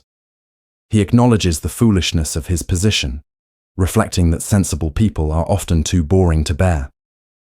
His objective is to infiltrate the stone, and he has identified the city wall as his most viable, though perilous, path. As he prepares for his infiltration, armed with his quarterstaff and a volatile homemade bundle of fireworks, he is suddenly ambushed. He reacts with pure instinct, felling one attacker before being subdued by several others. His captors are revealed to be Ale, their faces hidden behind black veils, a chilling sign that they intend to kill. The tense standoff is complicated by the arrival of Julin Sandar, a city thief-catcher who has also been observing the stone and tracking the Ale. A tense negotiation ensues, where the Ale leader, Ruark, reveals their purpose is simply the stone itself and warns both Matt and Sandar not to raise an alarm. When questioned, Matt admits he is there to rescue imprisoned friends. Intrigued by Matt's story, which aligns with his own troubled conscience over a recent betrayal, Sandar offers a risky alternative to scaling the walls. He knows a secret entrance to the dungeons, which they can use if Matt poses as his prisoner.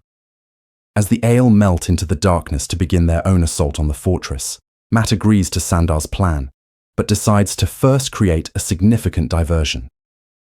He makes a harrowing journey along the top of the city wall to an arrow slit in the stone, where he plants his firework bundle. The resulting explosion is monumental, shattering stone and blasting open a new, jagged entrance.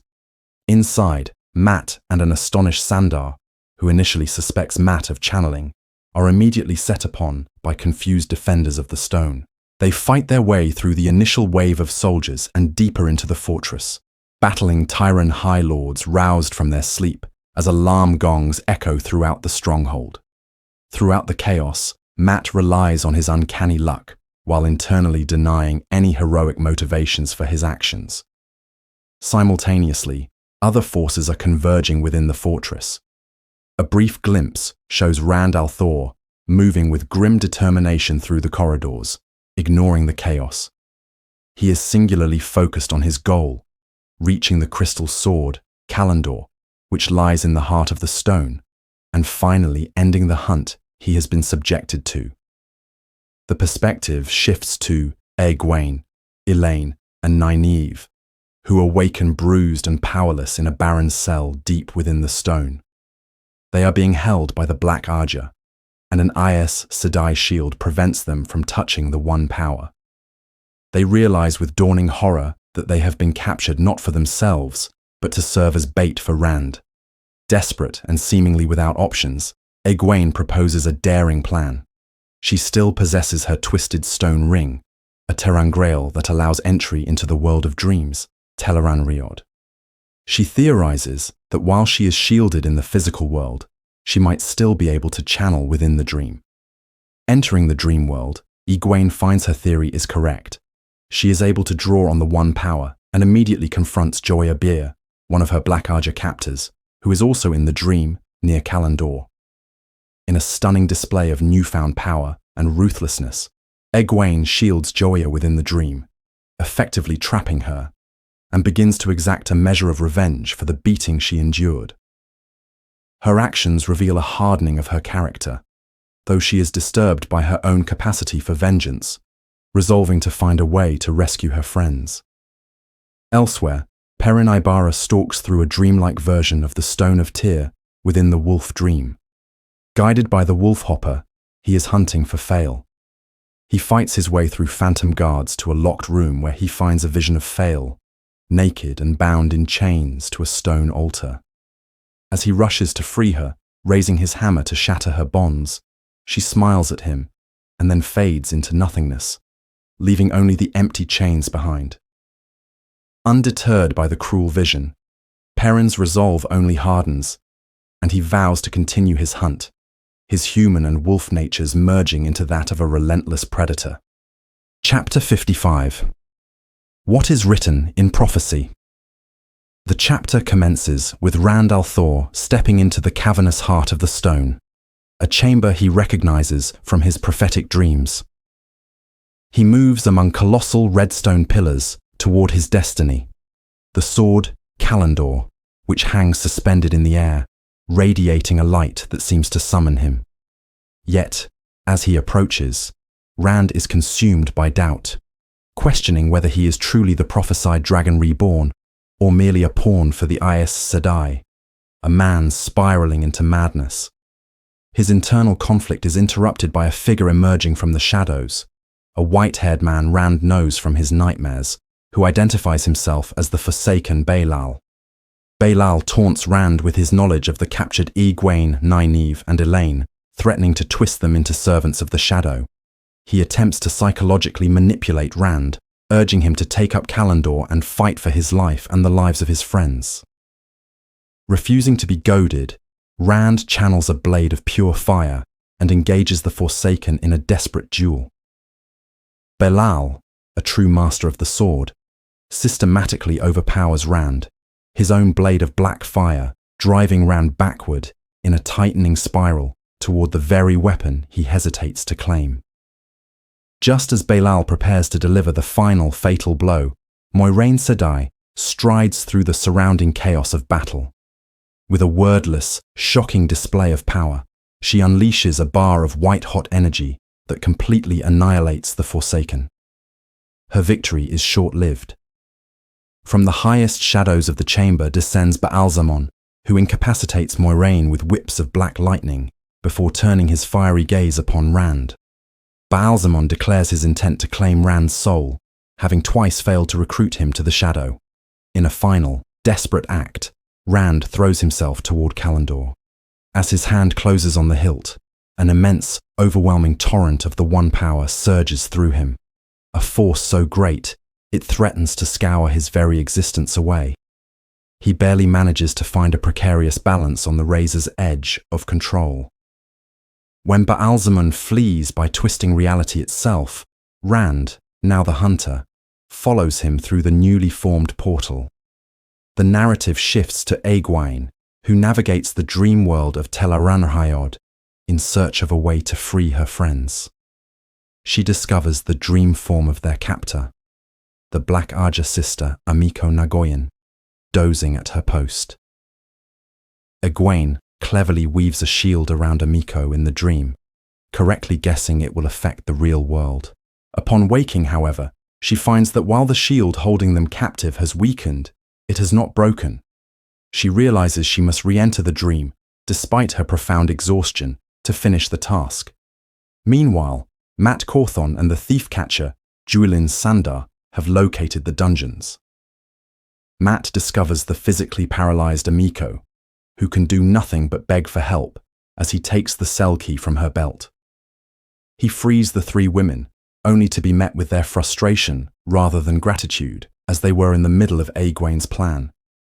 After a tense reunion and Juilin's confession of being coerced into betraying them, Nynaeve strikes the helpless Amiko, an act which finally shatters the shield. Now able to channel, the women heal their wounds but refuse to flee, instead declaring their intention to hunt down their remaining captors. A furious Mat, after being briefly suspended in midair by their power, reluctantly follows to ensure they don't get themselves killed. In another part of the dream world, Perrin Ibarra, guided by the wolf Hopper, continues his own desperate search. Hopper warns him that his physical body is weakening from his strong presence in the dream. Perrin finds a bronze door which he shatters with his hammer, revealing a chamber where a single falcon is chained to a perch, tormented by a storm of other birds.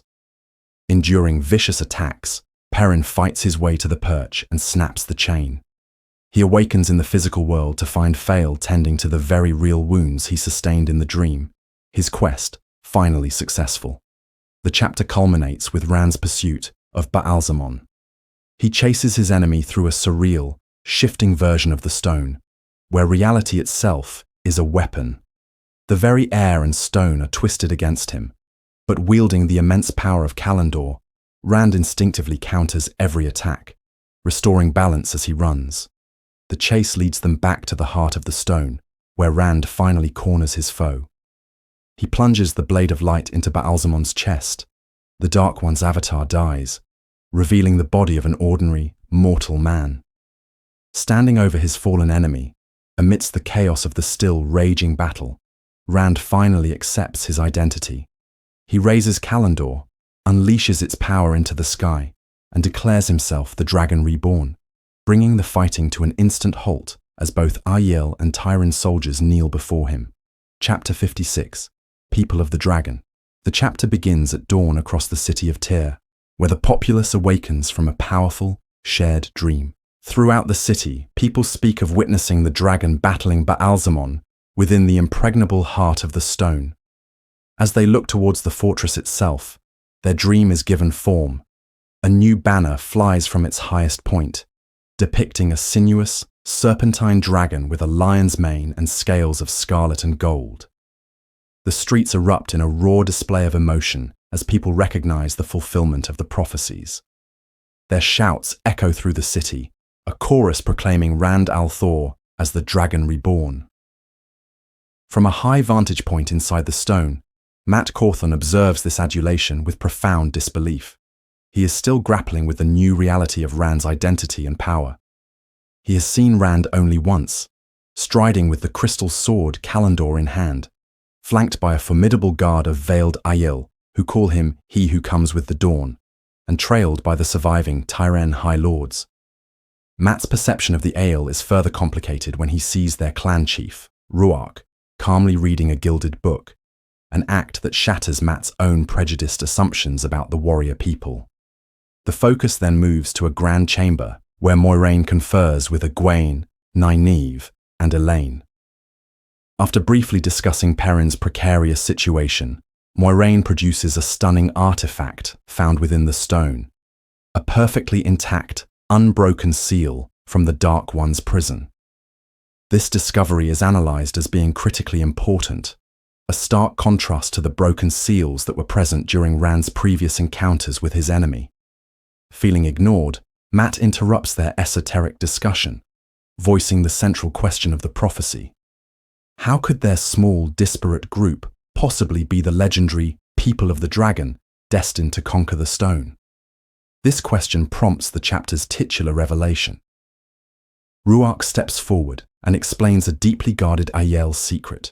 He reveals a dragon marking etched into his own forearm, a brand given only to clan chiefs chosen at the sacred site of Ruidian.